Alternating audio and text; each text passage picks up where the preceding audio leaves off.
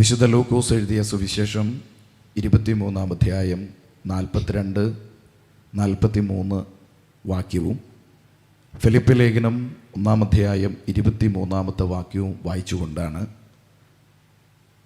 ഞാൻ നിങ്ങളുമായി സംസാരിക്കുവാനായിട്ട് താല്പര്യപ്പെടുന്നത്. ആയതിലേക്ക് ആ വായനയ്ക്കായി നിയുക്തരായ പ്രിയപ്പെട്ടവർ വളരെ ശബ്ദമുയർത്തി വൃത്തിയോടെ മൈക്കിൽ കൂടെ ആ വചനമൊന്ന് വായിച്ച് സഹായിക്കണമെന്ന് ഞാൻ അഭ്യർത്ഥിക്കുന്നു. ലൂക്കോസിൻ്റെ സുവിശേഷം 23-ാം അധ്യായം 42-43 വാക്യം, ഫിലിപ്പി ലേഖനം 1-ാം അധ്യായം 23-ാമത്തെ വാക്യം.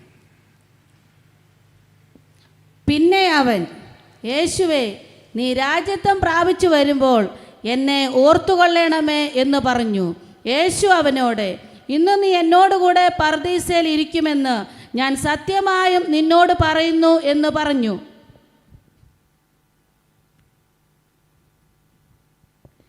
ഇവ രണ്ടിനാലും ഞാൻ ഞെരുങ്ങുന്നു. വിട്ടുപിരിഞ്ഞ് ക്രിസ്തുവിനോടുകൂടെ ഇരിപ്പാൻ എനിക്ക് കാംക്ഷയുണ്ട്. അത് അത്യുത്തമമല്ലോ. വളരെ നന്ദി. വിശുദ്ധ ബൈബിളിലെ ഏറ്റവും പ്രധാനപ്പെട്ട, എന്നാൽ അതോടൊപ്പം തന്നെ കാലിക പ്രസക്തമായിരിക്കുന്ന ഒരു ചരിത്ര സംഭവവും ഒരു ഓർമ്മപ്പെടുത്തലും പ്രത്യാശയുമാണ് ഇന്ന് രാത്രിയിൽ വായിച്ചു കേട്ട തിരുവെഴുത്തിൻ്റെ പിന്നാമ്പുറത്തിലുള്ളത്. വിശുദ്ധ ബൈബിളിൻ്റെ ഏറ്റവും പ്രധാനപ്പെട്ട സന്ദേശം എന്ന് പറയുന്നത് ദൈവരാജ്യമാണ്. ദൈവരാജ്യമെന്ന് പറയുന്ന അമൂല്യമായ അനുഭവം ഒരു വികാരപരമായ അല്ലെങ്കിൽ മനസ്സുമായി ബന്ധപ്പെട്ട് നിൽക്കുന്ന ഒരു അനുഭവമായും സാമൂഹ്യപരമായി രാഷ്ട്രീയപരമായി നിലകൊള്ളേണ്ട ഒരു സംഘടനാ വ്യവസ്ഥയിലുള്ള ഒരു സംവിധാനമായും ഭാവിയിൽ സംഭവിക്കാൻ പോകുന്ന ഏറ്റവും മഹത്തായ ഒരു ആത്മീയ മർമ്മമായും നിലകൊള്ളുന്ന ഒരു ഭാഗമാണ് ദൈവരാജ്യം എന്ന് പറയുന്നത്.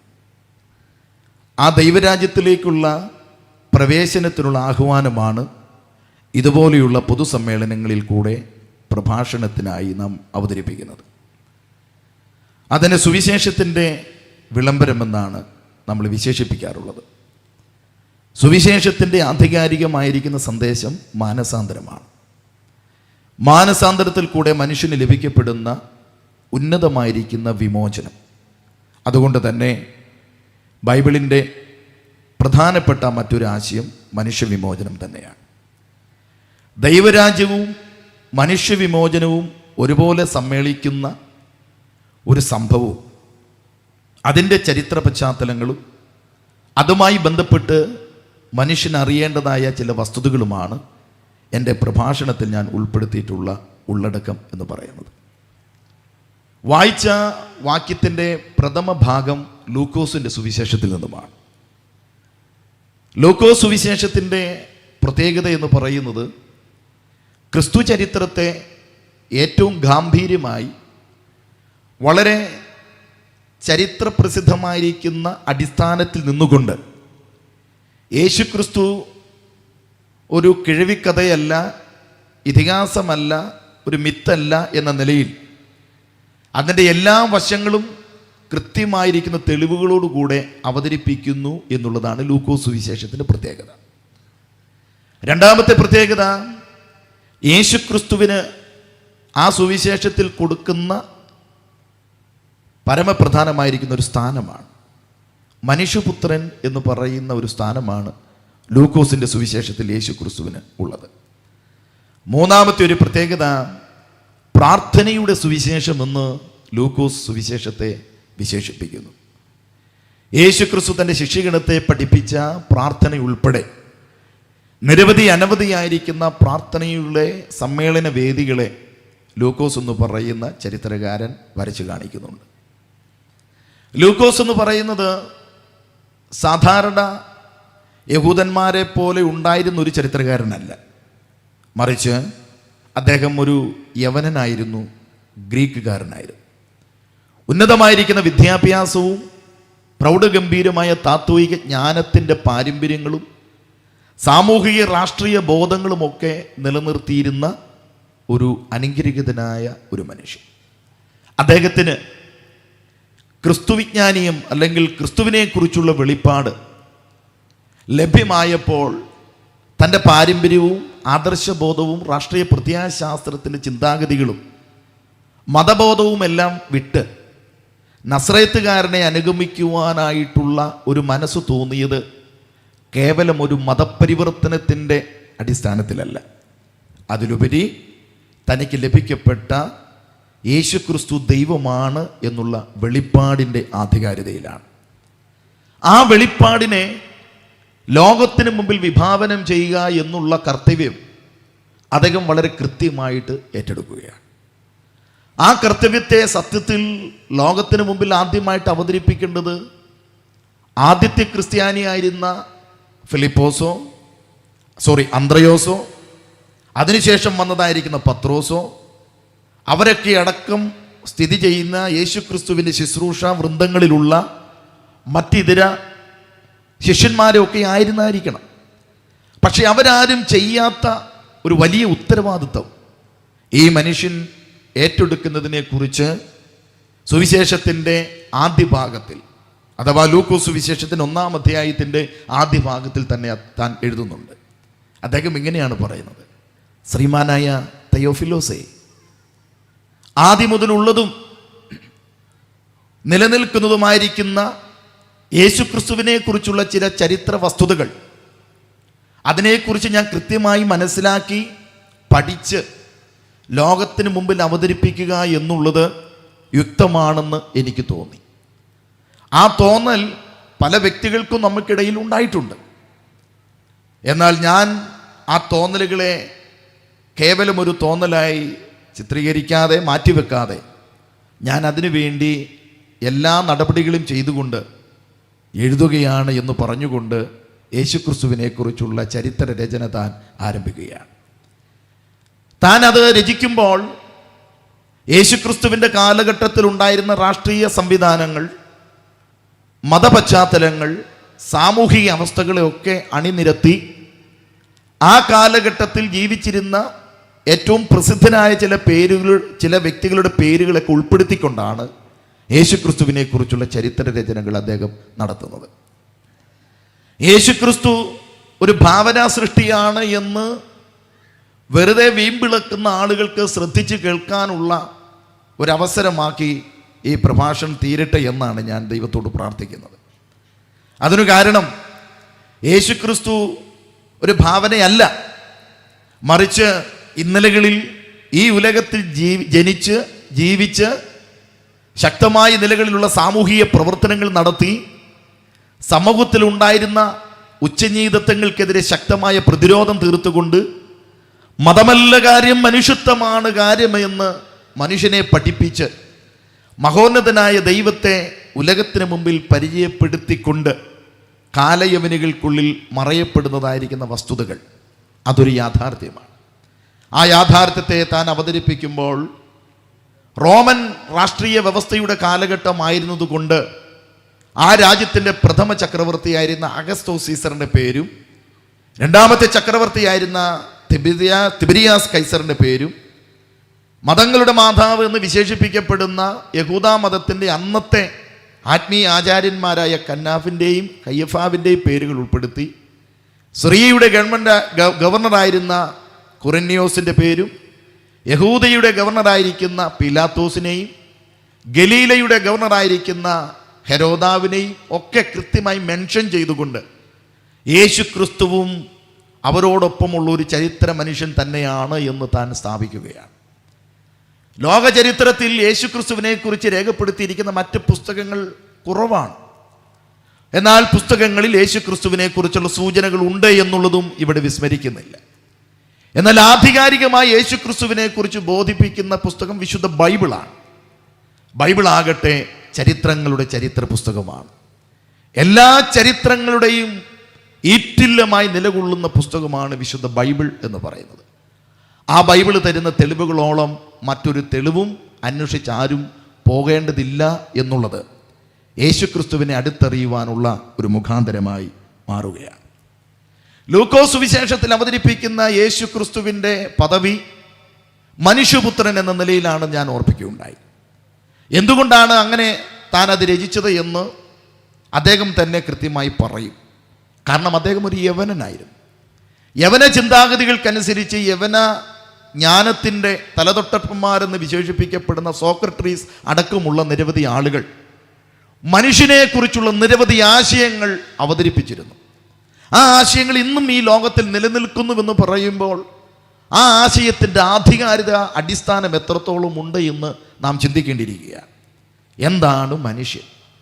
ആ ചോദ്യം ഉന്നയിച്ചതായിരിക്കുന്ന സോക്രട്ടീസ് അടക്കമുള്ള ആളുകൾക്ക് ഒരു കൃത്യമായി ഉത്തരം കൊടുക്കാൻ കഴിയാതെ അതൊരു ചോദ്യചിഹ്നമായി നൂറ്റാണ്ടുകളോളം നിലനിന്നപ്പോൾ മനുഷ്യത്വം എന്താണ്, മനുഷ്യൻ എന്താണ്, മനുഷ്യൻ്റെ ജന്മത്തിൻ്റെ ആത്യന്തിക ലക്ഷ്യവും അർത്ഥവും എന്താണ് എന്ന് ഉലകത്തിന് കാണിച്ചു കൊടുത്തുകൊണ്ട് യേശുക്രിസ്തു ഈ ഭൂമിയിലേക്ക് വന്നു എന്നുള്ളതാണ് ലൂക്കോസ് അവതരിപ്പിക്കുന്ന ലൂക്കോസ് സുവിശേഷത്തിൻ്റെ പ്രമേയം എന്ന് പറയുന്നത്. അതിനാധാരമായിട്ട് ആ ബൈബിളിൽ ഒരു വാക്യവുമുണ്ട്. ആ സുവിശേഷത്തിൽ 19-ാം അധ്യായത്തിൻ്റെ 10-ാമത്തെ വാക്യമാണ്, കാണാതെ പോയതിനെ തിരഞ്ഞു രക്ഷിപ്പാനല്ലോ മനുഷ്യപുത്രൻ വന്നത്. അപ്പോൾ ഇത്തരത്തിലുള്ളതായ രചനകളൊക്കെ നടത്തിക്കൊണ്ട് സമകാലിക ലോകത്തെയും വരാനിരിക്കുന്ന ലോകത്തെയും അഭിസംബോധന ചെയ്തുകൊണ്ട് എഴുതിയ ആ സുവിശേഷത്തിലെ അവസാന ഭാഗത്തിലേക്ക് വരുമ്പോൾ നടക്കുന്ന ഏറ്റവും പ്രധാനപ്പെട്ട ഒരു സംഭവമാണ് യേശുക്രിസ്തുവിൻ്റെ ക്രൂശീകരണം എന്ന് പറയുന്നത്. ആ ക്രൂശീകരണ സമയത്ത് നടന്ന ഒരു സംഭവമാണ് വായിച്ച കുറിവാക്യം. അത് ഒരു കള്ളനുമായി ബന്ധപ്പെട്ട് നിൽക്കുകയാണ്. ആ കള്ളൻ യേശുക്രിസ്തുവിൻ്റെ ക്രൂശീകരണത്തിൽ സംയോജിക്കുവാനുള്ളതായിരിക്കുന്ന വസ്തുത അഭിമാനകരമായിരിക്കുന്ന ഒരു കാര്യമല്ല, മറിച്ച് അപമാനിക്കാനുള്ള ഒരു അടയാളമായിട്ടാണ് ആ കള്ളനെ അവിടെ ചേർത്ത് നിർത്തിയിട്ടുള്ളത്. രാഷ്ട്രീയ കോമരങ്ങളും മതമേലാളന്മാരും മറ്റ് സാമൂഹിക വിധ്വംസ പ്രവർത്തനത്തിൽ ഏർപ്പെട്ടിരിക്കുന്ന ഒരു പറ്റം മാഫിയകളും പിശാചുമായിട്ട് നടത്തുന്ന ഒരു ഉടമ്പടി പ്രകാരം അതിനപ്പുറം പിതാവായ ദൈവത്തിൻ്റെ തിരികിതത്തിൽ ഉരുത്തിരിഞ്ഞ ആശയത്തിൻ്റെ ആവിഷ്കാരം എന്ന നിലയിൽ യേശുക്രിസ്തുവിൻ്റെ മരണം സംഭവിക്കുകയാണ്. ആ മരണം ഒരു രാജ്യദ്രോഹ കുറ്റം ചെയ്ത ഒരു കൊടും കുറ്റവാളിയുടെ മരണം എന്ന പോലെ ലോക ചരിത്രത്തിൽ ഇടം പിടിക്കണമെന്നൊരു ആഗ്രഹത്തെ പ്രതിയാണ് ഈ പ്രിയപ്പെട്ടവർ ഈ കള്ളനെയും യേശുവിനോടൊപ്പം ക്രൂശിക്കുകയും അത്തരത്തിലുള്ള സംവിധാനങ്ങൾ നടപ്പാക്കുകയും ചെയ്തത്. പക്ഷേ അത് ചരിത്രത്തിൽ നിർണായകരമായിരിക്കുന്ന ഒരു വഴിത്തിരിവിന് കാരണമാക്കുകയാണ്. ആ വഴിത്തിരിവാണ് എൻ്റെ പ്രഭാഷണത്തിൻ്റെ തലക്കെട്ട്, നിർഭാഗ്യരെ നിത്യസന്തോഷത്തിലാക്കുന്ന ദൈവം, നിർഭാഗ്യരെ നിത്യസന്തോഷത്തിലാക്കുന്ന സുവിശേഷം. നമ്മുടെ കരമൊന്ന് ഉയർത്തിപ്പിടിച്ച് നമ്മുടെ കർത്താവിന് നമുക്ക് നന്ദിയോടൊന്ന് സ്തോത്രം ചെയ്യാം. ജീവിതത്തിൻ്റെ ഏത് പ്രതിസന്ധികൾക്കുള്ളിലും അകപ്പെട്ടു പോയതായിരിക്കുന്ന വ്യക്തിത്വങ്ങളെ അവരുടെ പ്രതിസന്ധികളിൽ നിന്നും രക്ഷിച്ചുകൊണ്ട് അവരകപ്പെട്ട് കിടക്കുന്ന സാഹചര്യങ്ങളെ മറന്ന് അവർ കുടുങ്ങിക്കിടക്കുന്ന ജീവിത പശ്ചാത്തലങ്ങളിൽ നിന്ന് അവരെ രക്ഷിച്ചെടുത്തിട്ട് അവരുടെ ജീവിതത്തിന് അവരുടെ ജന്മത്തിന് കൃത്യമായി സുഹൃതം കൊടുക്കുന്ന അനുഗ്രഹീതമായിരിക്കുന്ന സന്ദേശങ്ങൾ ആലേഖനം ചെയ്ത പുസ്തകമാണ് വിശുദ്ധ ബൈബിൾ. ആ ബൈബിളിലെ ഈ സംഭവവുമായി ബന്ധപ്പെട്ട് കിടക്കുന്ന ചില ഭാഗങ്ങൾ കർത്താവിൻ്റെ വരവുമായി ബന്ധപ്പെടുത്തി ഇന്ന് രാത്രിയിൽ ഒരു നിർമ്മല സുവിശേഷ അവതരണത്തിനായി ഞാൻ തുനിഞ്ഞ് പ്രാർത്ഥനയോടെ നിങ്ങളെ അഭിസംബോധന ചെയ്യുമ്പോൾ തികച്ചും പ്രാർത്ഥനയോടുകൂടി എന്നോട് സഹകരിക്കും എന്നുള്ള ശുഭാപ്തി വിശ്വാസത്തോടെ തുടർ ചിന്തകളിലേക്ക് നമുക്ക് പ്രവേശിക്കാം. നീ ഇന്ന് എന്നോടുകൂടെ പറുദീസയിൽ ഇരിക്കും. ഒരുപാട് തവണ വായിച്ച് കേട്ടിട്ടുള്ളതായിരിക്കുന്ന ദൈവവചന ഭാഗമാണ് ഇത്. ഇവിടെ ഞാൻ നിങ്ങൾക്ക് മുമ്പിൽ വെക്കുന്ന ഏറ്റവും പ്രധാനപ്പെട്ടൊരു കാര്യം, ക്രിസ്ത്യാനിത്വം അവതരിപ്പിക്കുന്ന സ്വർഗമെന്ന് പറയുന്നത് എന്താണ്? ഞാൻ അങ്ങനെ പറയുമ്പോൾ ഇതര മതങ്ങൾ വിഭാവനം ചെയ്യുന്നതായിരിക്കുന്ന സ്വർഗ സങ്കല്പങ്ങളുണ്ട്.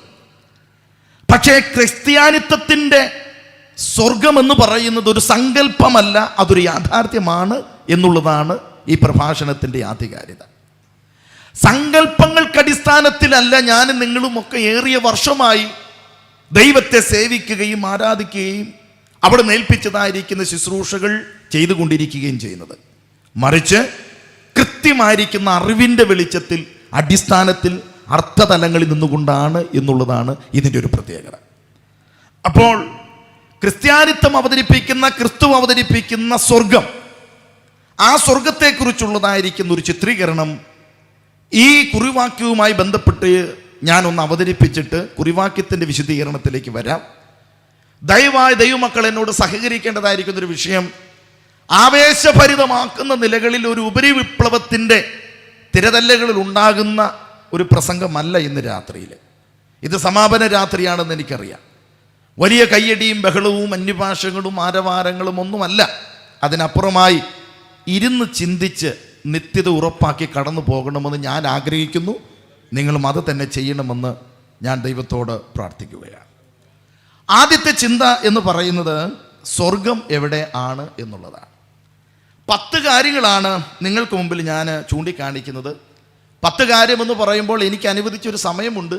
ആ സമയം പരിധി നിന്നുകൊണ്ട് തന്നെ സംസാരിക്കും. വിശദീകരിക്കുന്ന കാര്യങ്ങൾ വിശദീകരിക്കേണ്ടടുത്ത് മാത്രം വിശദീകരിച്ചുകൊണ്ടാണ് ഞാൻ ഈ കാര്യം നിങ്ങൾക്ക് മുമ്പിൽ സൂചിപ്പിക്കുവാനായിട്ട് താല്പര്യപ്പെടുന്നത്.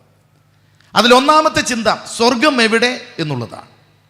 നമ്മൾ നിത്യതയെ പോകുവാനായിട്ട് കാത്തിരിക്കുന്നവരാണ്. സ്വർഗസങ്കല്പം നമ്മുടെ ഹൃദയത്തിലുണ്ടാകുമ്പോൾ, സ്വർഗത്തെക്കുറിച്ചുള്ളൊരു ചിന്ത ഹൃദയത്തിലുണ്ടാകുമ്പോൾ ഉടനടി നമ്മൾ നോക്കുന്നത് ഉയരത്തിലേക്കാണ്, ആകാശത്തിലേക്കാണ് നമ്മുടെ കണ്ണുകൾ ഉയർത്തുന്നത്. ഭൂമിയിലുള്ള ഒട്ടനവധി ആളുകളും സ്വർഗമെന്ന് പറയുന്ന കാര്യത്തെക്കുറിച്ച് കേട്ടാൽ അവർ ആകാശത്തിലേക്ക് നോക്കുന്നതിൻ്റെ കാരണം ആകാശത്തിൽ എവിടെയാണ് സ്വർഗം ഇരിക്കുന്നത് എന്നുള്ളതാണ്. ഞാനത് നിഷേധിക്കുന്നൊന്നുമില്ല. ആകാശത്തിലാണ് സ്വർഗം ഇരിക്കുന്നത് എന്നുള്ള കാര്യത്തെക്കുറിച്ച് നിഷേധിക്കുന്നൊന്നുമില്ല. പക്ഷേ ആകാശത്തിലാണെങ്കിൽ പോലും അത് എവിടെ സ്ഥിതി ചെയ്യുന്നു എന്നുള്ളൊരു യാഥാർത്ഥ്യത നമ്മളൊന്ന് ഉൾക്കൊള്ളേണ്ടതായിട്ടുണ്ട്, മനസ്സിലാക്കേണ്ടതായിട്ടുണ്ട്. അതിന് തെളിയിക്കപ്പെടേണ്ടതായിരിക്കുന്ന വചനം വിശുദ്ധ ബൈബിളിൽ ഉണ്ട് എന്നുള്ളതാണ് ഇത് പ്രസംഗിക്കുവാനായിട്ട് എന്നെ നിർബന്ധമാക്കുന്നത്. അതെവിടെയാണ്? തലയ്ക്ക് മുകളിലാണെന്ന് അവകാശപ്പെട്ടാൽ ശാസ്ത്രലോകം നമ്മളെ നോക്കി കൊഞ്ഞനം കുത്തും. അതിനു കാരണം സൂര്യന് ചുറ്റും കറങ്ങിക്കൊണ്ടിരിക്കുകയാണ് നമ്മൾ വസിക്കുന്ന ഈ ഭൂമി എന്ന് പറയുന്നത്. നിരന്തരം ചലിച്ചുകൊണ്ടിരിക്കുന്ന ഈ ഭൂമിയിൽ നിന്നുകൊണ്ട് ആകാശത്തിലേക്ക് നോക്കിയാൽ ഇപ്പോൾ സമയം 8:36. 1 മണിക്കൂർ കഴിഞ്ഞ് നാം ആകാശത്തിലേക്ക് നോക്കുമ്പോൾ നാം കാണുന്ന കാഴ്ച വ്യത്യസ്തമാണ്. ഓരോ മണിക്കൂറും ആകാശത്തിൻ്റെ കാഴ്ചകൾ മാറി മറിഞ്ഞുകൊണ്ടേയിരിക്കുന്നു. അങ്ങനെ വന്നാൽ നാം പറയുകയാണ്, ആകാശത്തെ ചൂണ്ടിട്ട് ദോ അവിടെയാണ് സ്വർഗം ഇരിക്കുന്നെന്ന് പറഞ്ഞാൽ ഭൂമിയുടെ ചലനത്തിൻ്റെ അടിസ്ഥാനത്തിൽ ശാസ്ത്രലോകം അത് നിഷേധിക്കാനുള്ള കാരണം നമ്മൾ കാണിച്ചു തന്നതായിരിക്കുന്ന സ്ഥലം അല്പം കഴിയുമ്പോൾ മാറിപ്പോകും. അതാണ് അതിൻ്റെ പ്രത്യേകത എന്ന് പറയുന്നത്. ഉച്ചയ്ക്ക് 12 മണിക്ക് സൂര്യൻ തലയ്ക്ക് മുകളിൽ ഉദിച്ചു നിൽക്കുന്നു. 12 മണിക്കൂർ കഴിയുമ്പോൾ ഭൂമിയുടെ അടിവശത്ത് പടിഞ്ഞാറ് വശത്തായിട്ട് അത് അസ്തമിച്ചു പോവുകയാണ്. കൃത്യമായിരിക്കുന്നൊരു ദിശ കാണിച്ചു കൊടുക്കാൻ കഴിയില്ല. ഇനി വേറൊരു കാര്യം, ഇന്ത്യയിലെ ആളുകളായിരിക്കുന്ന നമ്മൾ അമേരിക്ക എവിടെയാണെന്ന് ചോദിച്ചാൽ 25,000 കിലോമീറ്റർ അകലെയുള്ള ഒരു സ്ഥലമായിട്ടൊക്കെ നമ്മൾ അതിനെ പറയും. പക്ഷേ ഈ ഭൂമിയുടെ ഈ കാര്യങ്ങളൊക്കെ മനസ്സിലാക്കി വരുമ്പോൾ സത്യത്തിൽ ഭൂമിക്കടിയിൽ വരും അമേരിക്ക എന്ന് പറഞ്ഞാൽ നിങ്ങൾ മൂക്കത്തും വിരൽ വെച്ചിട്ട് എന്നെ കളിയാക്കും. ഇനി മേലിൽ ഇയാളെ പോലെയുള്ളവരെ പ്രസംഗിക്കാൻ വിളിക്കരുതെന്നും കൂടെ പറയാൻ സാധ്യതയുണ്ട്. പക്ഷെ ഞാൻ പറഞ്ഞതൊരു യാഥാർത്ഥ്യമാണ്. ഭൂമിക്ക് ഉള്ളിലാണെന്ന് പറഞ്ഞു കഴിഞ്ഞാൽ, ഭൂമിക്ക് പുറകിലാണെന്ന് പറഞ്ഞു കഴിഞ്ഞാൽ സൂര്യന് ചുറ്റും ഭൂമി കറങ്ങുന്നത് കൊണ്ടാണ് അത്തരത്തിലുള്ളൊരു അനുഭവത്തിലേക്ക് വരുന്നത് എന്നുള്ളതാണ് അതിൻ്റെ ഒരു യാഥാർത്ഥ്യം എന്ന് പറയുന്നത്. അപ്പോൾ നമുക്ക് നമ്മുടെ ചിന്തയിലേക്ക് വരാം, സ്വർഗം എവിടെയാണ് സ്ഥിതി ചെയ്യുന്നത് എന്നുള്ളത്. വിശുദ്ധ ബൈബിൾ 75-ാം സങ്കീർത്തനത്തിൻ്റെ 6-ാമത്തെ വാക്യവും ഇയ്യോബിൻ്റെ പുസ്തകം 26-ാമത്തെ വാക്യവും യെശയ്യാ പ്രവാചകന്റെ പുസ്തകം 14-ാം അധ്യായത്തിൻ്റെ 12 മുതൽ 14 വരെയുള്ളതായിരിക്കുന്ന വാക്യങ്ങളൊക്കെ വായിക്കുമ്പോൾ സ്വർഗം സ്ഥിതി ചെയ്തതായിരിക്കുന്ന സ്ഥലത്തെക്കുറിച്ച് ബൈബിളിൽ രചയിതാക്കളായിരിക്കുന്ന ദൈവദാസന്മാർ കൃത്യമായി നൂറ്റാണ്ടുകൾക്ക് മുമ്പ് രേഖപ്പെടുത്തിയിട്ടുണ്ട്. 75-ാം സങ്കീർത്തനത്തിൻ്റെ 6-ാമത്തെ വാക്യം വായിക്കുന്നത് കിഴക്ക് നിന്നുമല്ല, തെക്ക് നിന്നുമല്ല, പടിഞ്ഞാറ് നിന്നുമല്ല ഉയർച്ച വരുന്നത്. വടക്കിനെ അവിടെ സൂചിപ്പിച്ചിട്ടില്ല. അപ്പൊ തെക്ക് നിന്നുമല്ല, കിഴക്ക് നിന്നുമല്ല, പടിഞ്ഞാറ് നിന്നുമല്ല എന്ന് പറഞ്ഞ് 3 ദിക്കുകളുടെ പേര് ഉൾപ്പെടുത്തി അവിടെ പറയുമ്പോൾ വടക്കിനെ മാത്രം സൂചിപ്പിക്കാത്തതിന്റെ കാരണം എന്താണെന്ന് ചോദിച്ചാൽ, ഇയ്യോബിന്റെ പുസ്തകം 26-ാം അധ്യായവും യെശയ്യാ പ്രവാചകന്റെ പുസ്തകം 14-ാം അധ്യായം അടക്കമുള്ള ബൈബിളിൽ ചില പ്രസക്തമായിരിക്കുന്ന ഭാഗങ്ങൾ വായിച്ചാൽ വടക്ക് എന്നൊരു ഭാഗം അല്ലെങ്കിൽ ഉത്തരദിക്ക് എന്നൊരു ഭാഗം അവിടെ കൃത്യമായി രേഖപ്പെടുത്തിയിട്ടുണ്ട്. അവിടെയാണ് സ്വർഗമെന്ന് ഈ ബൈബിൾ പഠിപ്പിച്ചാൽ നമ്മൾ ആമേൻ പറയാൻ തയ്യാറായി തീരണം.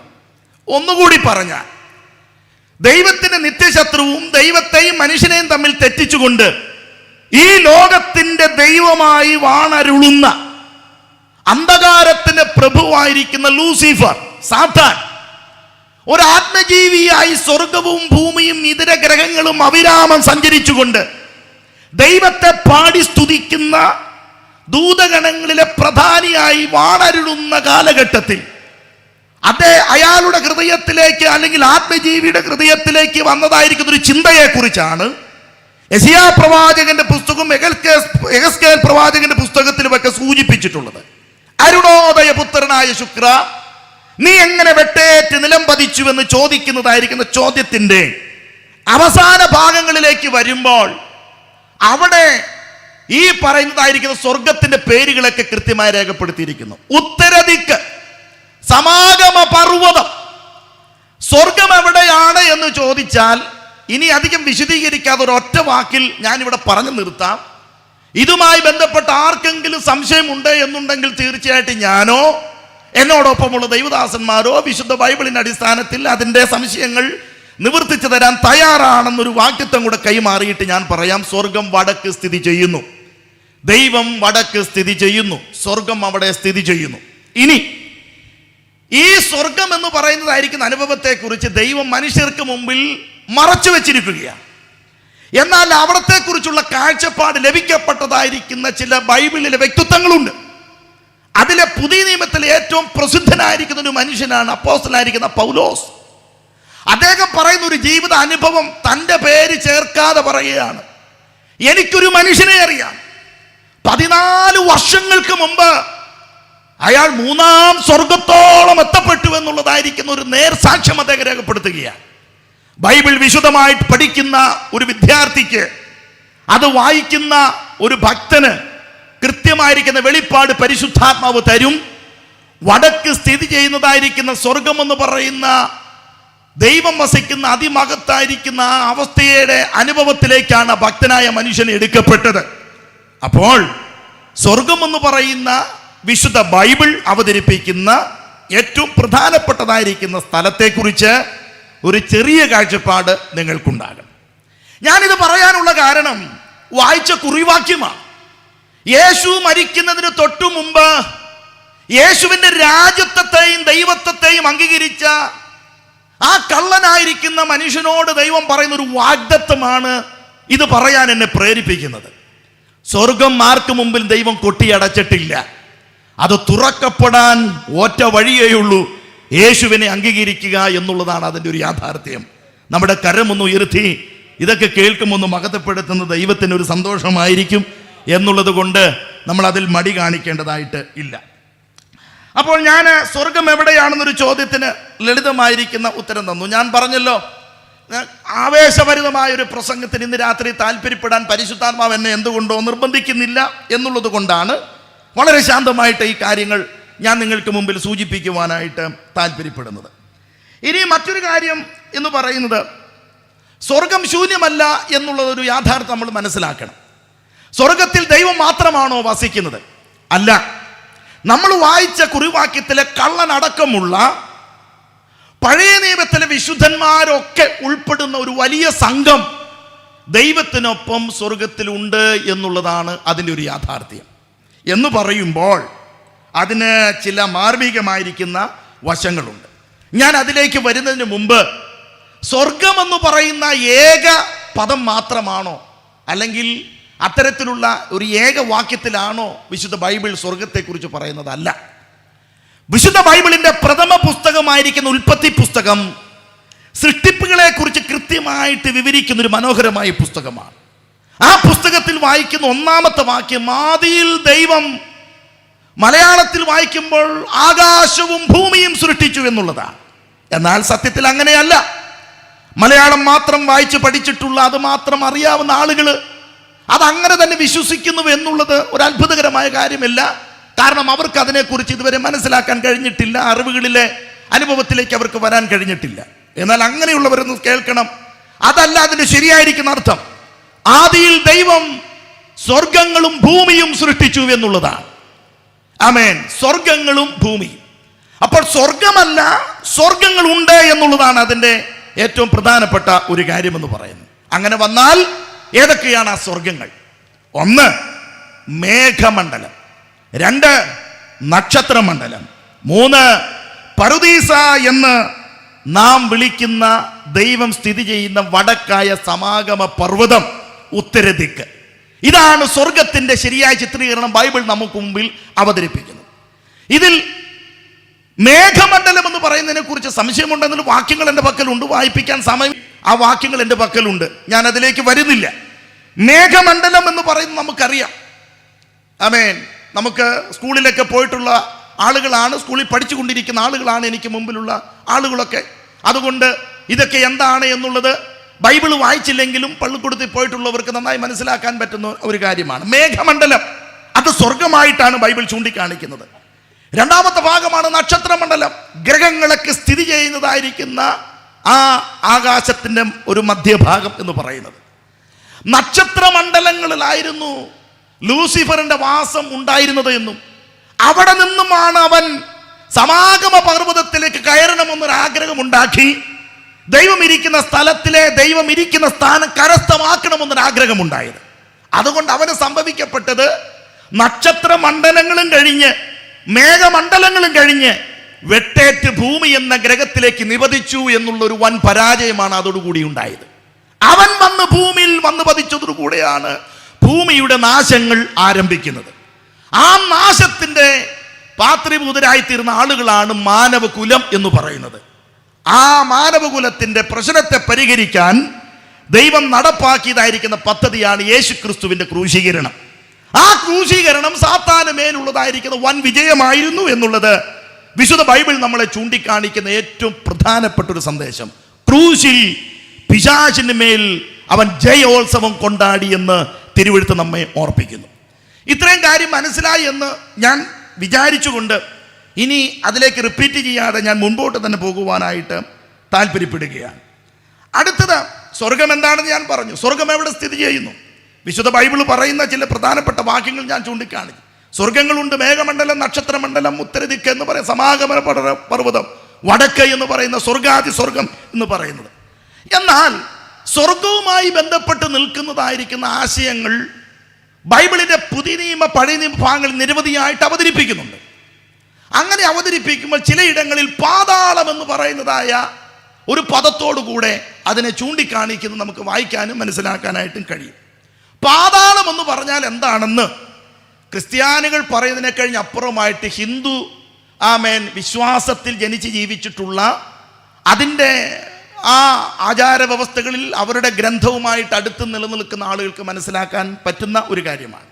14 ലോകമെന്നാണ് അവരുടെ മതം അവരെ പഠിപ്പിക്കുന്നത്. അതലം വിതലം സുതലം തലാതലം എന്ന് പറഞ്ഞുകൊണ്ട് ഇങ്ങനെ ആരംഭിക്കുന്ന ആകാശത്തിന് മുകളിലുള്ള 7 അവസ്ഥ, ആകാശത്തിന് കീഴെ ഭൂമിക്കടിയിലുള്ളതായിരിക്കുന്ന 7 അവസ്ഥകൾ, ഇതിനെയെല്ലാം പറയുന്നതായിരിക്കുന്ന ഒരു പേരാണ് പാതാളം എന്ന് പറയുന്നത്. പക്ഷേ പാതാളം എന്നുള്ളത് ഒരു ഏകൈകമായിരിക്കുന്ന ഒരു അവസ്ഥയല്ല, അതിന് വിവിധമായിരിക്കുന്ന നിലകളിലുണ്ട്. വായിച്ച കുറിവാക്യം ഒന്നുകൂടെ ഓർപ്പിക്കുകയാണ്. യേശു പറഞ്ഞു, നീ ഇന്ന് എന്നോടുകൂടെ പറുദീസയിൽ ഇരിക്കും. ഇതിൻ്റെ യാഥാർത്ഥ്യം എന്താണെന്ന് അറിയണമല്ലോ. അപ്പോൾ ആ പറുദീസയിലേക്കാണോ നമ്മൾ പോകുന്നത്? കള്ളം പോകുന്ന ഇടത്തിലേക്കാണ് നമ്മൾ പോകുന്നതൊരു ചിന്തയാണ് നമുക്കുള്ളത്. അല്ല, ഒരിക്കലുമല്ല. അതല്ല എന്ന് പറയാനും വേണ്ടിയിട്ടാണ് ഞാനിങ്ങനെ പരിശ്രമിച്ച് നിങ്ങളുടെ ശ്രദ്ധയെ ക്ഷണിച്ചുകൊണ്ട് ഇത് വിശദീകരിച്ചുകൊണ്ട് ഇരിക്കുന്നത്. പാതാളത്തിൻ്റെ അവസ്ഥ എന്ന് പറയുന്നത് 3 പ്രധാനപ്പെട്ട അവസ്ഥകളാണ്. ഒന്നാമത്തെ സ്ഥലത്തിന് യഹൂദന്മാർ വിളിച്ചിരുന്ന പേര് അബ്രഹാമിൻ്റെ മടി എന്നാണ്. അതിന് പറുദീസ എന്നും അർത്ഥമുണ്ട്. ഒന്നുകൂടി പറയാം. പാതാളത്തിൻ്റെ ഒന്നാമത്തെ അവസ്ഥയ്ക്ക് യഹൂദ ചിന്താഗതിയിൽ അബ്രഹാമിൻ്റെ മടി എന്ന് പറയും. ഞാനിത് പറയുമ്പോൾ നമ്മുടെ ഹൃദയത്തിലേക്ക് ഓടിയെത്തുന്ന ഒരു സംഭവമുണ്ട്. ലൂക്കോസിന്റെ സുവിശേഷം 16-ാം അധ്യായം. അവിടെ 2 മനുഷ്യരെയാണ് ലൂക്കോസ് ചൂണ്ടിക്കാണിക്കുന്നത്. ഒന്ന് ധനവാനായിരിക്കുന്ന ഒരു മനുഷ്യൻ, സുഖിച്ചു പുളച്ച് ഒരു വല്ലാത്ത ജീവിതം ചെയ്യുന്ന ആ സമൂഹത്തിലെ ഒരു പ്രഭു, അദ്ദേഹം തിന്നുകൊടിച്ചുകൊണ്ടിരിക്കുന്ന സമയത്തുണ്ടാകുന്ന ഹാർട്ട് അറ്റാക്കിൽ കൂടെ ഈ ലോകത്തുനിന്ന് വിട പറയുന്നു. അയാളുടെ രീതികളെല്ലാം ആ കാളുകൾ കൈകാര്യം ചെയ്യുന്നതും അയാൾ ചെന്നെത്തുന്ന സ്ഥലത്തെക്കുറിച്ച്, അയാളുടെ വീട്ടുപടിക്കൽ കിടക്കുന്ന ദരിദ്രനായിരിക്കുന്ന ലാസർ എന്ന് പറയുന്ന ഒരു മനുഷ്യനെ കുറിച്ചും ലൂക്കോസ് അവിടെ ചൂണ്ടിക്കാണിക്കുന്നുണ്ട്. മരണാനന്തര ജീവിതവുമായി ബന്ധപ്പെട്ട് യേശുക്രിസ്തു നടത്തുന്ന പരസ്യ പ്രഭാഷണത്തിലെ ഒരു പ്രധാനപ്പെട്ട ഭാഗമാണ് ലൂക്കോസ് വിശേഷം 16-ാം അധ്യായത്തിൽ കൂടെ ഈ പറയുന്ന ലൂക്കോസ് നമുക്ക് മുമ്പിൽ ചൂണ്ടിക്കാണിക്കുന്നു. അവിടെ പറയുന്ന ആ പാതാളം, ദരിദ്രൻ മരിച്ചു, അവന്റെ ആത്മാവിനെ ദൂതന്മാർ കൊണ്ടുപോയി, ധനവാനും മരിച്ചു, അടക്കപ്പെട്ടു എന്നാണ് വായിക്കുന്നത്. അവൻ ചെന്നെത്തിയത് യാതനാ സ്ഥലം എന്ന് അവിടെ കൃത്യമായി രേഖപ്പെടുത്തി വെച്ചിരിക്കുന്നു. അപ്പോൾ മരിച്ചു പോകുന്ന ഭക്തന്മാരായിരിക്കുന്ന ആളുകൾ എത്തുന്ന സ്ഥലം യഹൂദ ചിന്താഗതികൾക്കനുസരിച്ച് അബ്രഹാമിന്റെ മടി എന്ന് പറയുമ്പോൾ അതിന് ഇംഗ്ലീഷിൽ പാരഡൈസ്, അതൊരു പേർഷ്യൻ വാക്കാണ്. അല്ലെങ്കിൽ പറുദീസ എന്ന് മലയാളവൽക്കരിക്കപ്പെടുമ്പോൾ നാം ചിന്തിക്കുന്നതായിരിക്കുന്ന പറുദീസ ഈ ബൈബിൾ അവതരിപ്പിക്കുന്ന പറുദീസയല്ല എന്നുള്ളതാണ് നമ്മൾ മനസ്സിലാക്കേണ്ടതായിരിക്കുന്ന ഒരു സത്യം. അത് എന്താണെന്ന് ഞാൻ നിങ്ങൾക്ക് മുമ്പിൽ പറയാം. അബ്രഹാമിന്റെ മടി എന്ന് യഹൂദന്മാർ പറയാനുള്ള കാരണം വിശുദ്ധന്മാരുടെ ആത്മാക്കളെ സൂക്ഷിച്ചിരിക്കുന്ന, വിശുദ്ധന്മാർ ചെന്ന് പാർക്കുന്നതായിരിക്കുന്ന ഒരു സ്ഥലമാണ്. വിശുദ്ധന്മാർ മരിച്ചു കഴിഞ്ഞാൽ അവർ ചെന്ന് വസിക്കുന്ന ഒരു സങ്കേത നഗരമായിട്ട് യഹൂദന്മാർ അതിനെ ചിന്തിക്കുന്നു. വിശുദ്ധ ബൈബിളിന്റെ എഴുത്ത് മുഴുവനും, വിശുദ്ധ ബൈബിളിലെ എല്ലാ സംഭവങ്ങളും, യേശുക്രിസ്തുവിന്റെ ജീവചരിത്രവും യേശുക്രിസ്തു നടത്തിയ എല്ലാ നടപടികളും യഹൂദ പശ്ചാത്തലത്തിലാണ് എന്നുള്ളതാണ് ഇതിൻ്റെ ഒരു പ്രത്യേകത. അതുകൊണ്ട് യഹൂദ പശ്ചാത്തലത്തിലുള്ളതായിരിക്കുന്ന അവതരണങ്ങളാണ് ബൈബിളിൽ മുഴുവൻ നമുക്ക് മനസ്സിലാക്കാനായിട്ട് കഴിയുന്ന ഒരു കാര്യം. യേശു ഇന്ത്യയിലായിരുന്നു ജനിച്ചിരുന്നത് എങ്കിൽ, ഇന്ത്യയിൽ ഒരു വ്യക്തിയായിട്ടാണ് യേശു ജനിച്ചിരുന്നത് എങ്കിൽ, ഇന്ത്യയിൽ അന്നത്തെ മതവ്യവസ്ഥകൾക്ക് അനുസരിച്ചുള്ളതായിരിക്കുന്ന രീതിയിലായിരുന്നു തീർച്ചയായിട്ടും ബൈബിൾ എഴുതപ്പെടുന്നത്. പക്ഷേ യേശു ക്രിസ്തു യഹൂദ പശ്ചാത്തലത്തിൽ ജനിക്കുവാനുള്ള കാരണം ദൈവം തെരഞ്ഞെടുത്ത ജനമാണ് അവർ എന്നുള്ളത് കൊണ്ടും, ദൈവം കൊടുത്ത പ്രമാണം അവർക്ക് പക്കൽ ഉള്ളത് കൊണ്ടും, ദൈവം തന്റെ പദ്ധതി ഭൂമിയിൽ നടപ്പാക്കിയതിൽ ആ ജനത്തിൽ കൂടെ ആയതുകൊണ്ടും, ആ ജനത്തിൽ കൂടെയാണ് യേശു ക്രിസ്തു ഭൂതലത്തിൽ ജനിച്ചത് എന്നുള്ളത് കൊണ്ടും ആ അർത്ഥത്തിൽ മാത്രമേ ബൈബിൾ രചന നടത്തിയിട്ടുള്ളൂ. അതിനപ്പുറത്തോട്ട് നമുക്ക് സഞ്ചരിക്കുവാനായിട്ട് കഴിയുന്നില്ല. അതുകൊണ്ട് ആ യഹൂദ ചിന്താഗതികൾക്കനുസരിച്ച് ഭക്തന്മാർ മരിച്ചു കഴിഞ്ഞാൽ ചെന്നെത്തുന്നതായിരിക്കും സ്ഥലം അബ്രഹാമിന്റെ മടിത്തട്ട് എന്ന് പറയുന്ന പാതാളത്തെ കുറിച്ച് സൂചിപ്പിക്കുകയാണ്. ഈ പാതാളത്തിൽ യാഗം കഴിച്ച് നിയമം ചെയ്തതായിരിക്കുന്ന ഭക്തന്മാരെല്ലാം ചെന്നെത്തിയിട്ടുണ്ട്. അവിടേക്കാണ് ഈ ധനവാരന്റെ വീട്ടുപടിക്ക് കിടന്നതായിരിക്കും ലാസറും മരിച്ച് എത്തിയത്. അവിടേക്കാണ് ഈ കള്ളനും എത്തപ്പെട്ടത് എന്നുള്ളതാണ് നമ്മൾ മനസ്സിലാക്കേണ്ടതായിരിക്കുന്ന പരമാർത്ഥത. എന്നാൽ ഒരു കാര്യം ഓർക്കുക, ആ സ്ഥലം ഇന്നില്ല. ആ സ്ഥലം ശൂന്യമാക്കപ്പെട്ടു. എന്തുകൊണ്ടെന്നാൽ യേശു ക്രിസ്തു മരിച്ചതിന് ശേഷം താൻ അടക്കപ്പെടുന്നതായിട്ട് എല്ലാ സുവിശേഷരിതാക്കളും അവതരിപ്പിച്ചിട്ടുണ്ട്. അരിമത്യക്കാരനായിരിക്കുന്ന ജോസഫിന്റെ കല്ലറയിൽ യേശു ക്രിസ്തുവിന്റെ ശരീരം അടക്കം ചെയ്തു. എന്നാൽ എഫെസ് ലേഖനത്തിൽ കൂടെ പൗലോസ് ഒരു വലിയ മർമ്മം ദൈവസഭയ്ക്ക് കൈമാറുന്നുണ്ട്. അവൻ മരിച്ചു, അവൻ ആമേൻ എവിടെ ചെന്നുവെന്നാണ് വായിക്കുന്നത്. പത്രോസും പൗലോസും ഒക്കെ പറയുന്നു, പാതാള പറുദീസയിൽ വിശ്രമിക്കുന്ന വിശുദ്ധന്മാരുടെ അടുക്കൽ കടന്നു എന്ന് യേശു ക്രിസ്തു അവരുമായിട്ട് സംസാരിച്ചു. 3 ദിവസം താൻ പാർത്തത് ഈ പാതാള പറുദീസയിലായിരുന്നു. എന്തിനായിരുന്നു?